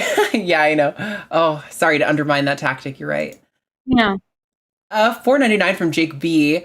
I agree. Instagram is great for dog TikTok like thingies. Yeah, it's great. It is. There's no. To be fair, I don't go in the comment sections in Instagram, but every time I look in the comment section, it is atrocious. It's like if there's a mom and a daughter, or a mom and a kid, every comment is about how terrible of a mother she is. And like all couple things are, oh, you guys are weird. You don't work together. Like the comments are always so negative, but I don't look at the comments. I'm just scrolling. I'm like, funny dog, pretty snake. Like I'm good. That's all I need, you know? The worst is when you see a dog and it's doing like normal dog things. And I used to work at a vet clinic. I'm pretty good around dogs. I've been around dogs my whole life. Dogs are individuals. They have their own individual personalities. But someone will give like their armchair psych breakdown about like why this dog is being horribly abused. And it's just like the dog is like someone was like spraying a water hose and the dog was like going nuts for the water hose. And they're like, this dog is clearly neurotic. And it's like, chill, guys. Like, it's fine. Like, the dog might just be neurotic. It doesn't mean you're abusing the dog. The dog likes to bite water hose. My dog likes to bite water hose, like water right. hose. Just relax. Yeah, comments really love to get crazy. You see that all the time in like the snake and reptile world too. Like, oh my gosh, if somebody fails to like, so like one of the standards for ball pythons, that's like one of the main species we breed, is like a 4-foot enclosure. If you only have a couple of snakes, you're going to keep them in fully furnished enclosures, and a 4-foot enclosure is probably minimum for an adult. But now people are trying to say, oh, if you don't have like 6 foot, you're like basically abusing your snake. And it's like, well, listen, a 6-foot enclosure is great. If you can afford and have the space for a 6-foot enclosure to give your animal as much as you can, do it. Good. That's awesome. But it doesn't mean you're abusing your animal if you are giving them the current accepted like standards. Yep. People love to essentialize. People love it. Yeah. They love to assign malice where sometimes it's genuinely just like where there is none. Put it that way. Okay, $9.99 from Kayla Martin. Screw people like Duke for trying to guilt a single man like me into not having kids and adding to the Earth's overpopulation problem. Oh, that is the woke agenda. Depopulate. That's what Elon Musk has been going off on Twitter lately. They're trying to give everybody vasectomies and there's microplastics in the testicles on purpose, and it's too much. Yeah, that is Elon scares me. The amount of power that he has and how delusional he is as a person is like, that's bad. I don't know how it's actually so bad. You can't think about it for too long. Like, nope. he posts some of the dumbest shit that I've ever seen in my life, and it's always right at the top of my feed. I don't follow him, right? Like, why is that on my feed? I don't want to see what he has to say. And it's always something where it'll be like obvious lie from conservatives, and then Elon will be like, curious, interesting. Yeah. Like, really makes you think. No, it doesn't. It doesn't make me think. It's not making you think. We have $10 here from Smart Alec Atheist. Apes can be used as furries because you can't anthropomorphize an already anthropomorphic animal. This is so true, Alec Atheist. And I would like everybody in the comments who's telling me that they've seen ape personas to take this to heart, because mine is not, it doesn't count. Okay? I don't know. It's just a Sounds like mascot. Erika's in It's just severe a mascot. denial.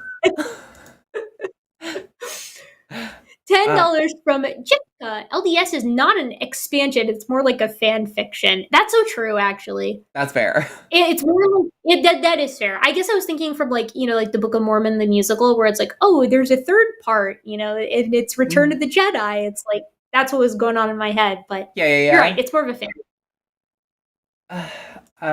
We have $5 from Jake B. I've never had Twitter, but Facebook is no different. If only I could roll my eyes harder. Yeah, I don't know. So with Facebook, at least I get like only my friends, and so I tend to not friend people who are particularly problematic or that I'm particularly prone to argue with. But I am in a couple of Facebook groups, and that is where I've found the more of like the just craziness of social media.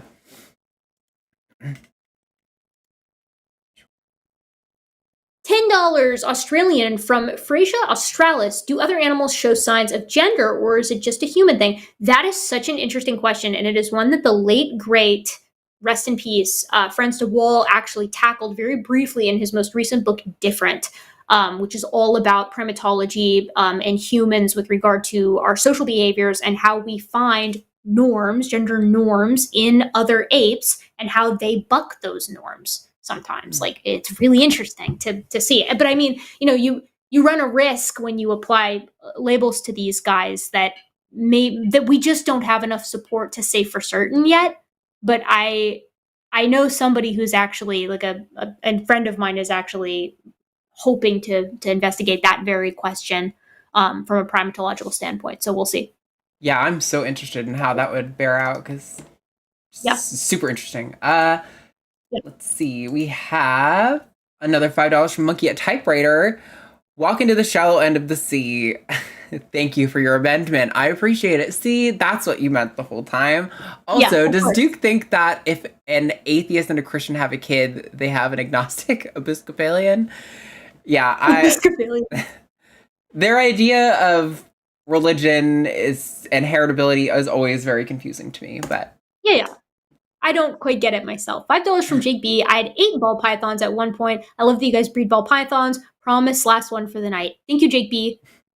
Thank you. Yeah, I'm a big fan. They're by far the best snake for somebody who doesn't have snakes and doesn't have experience with snakes because they're just so docile and they're so cute and curious when they're exploring around that I think anyone can feel like it's like a cute little puppy dog. And I know so many people in the Facebook groups that I'm in, I just mentioned, will talk about how they still haven't held their snake because they're still afraid of it. And I'm like, I handle so many snakes a week.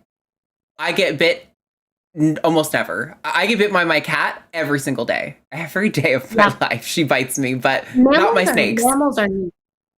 Right. Mammals are really mean. Like, we're a really nasty class of critters.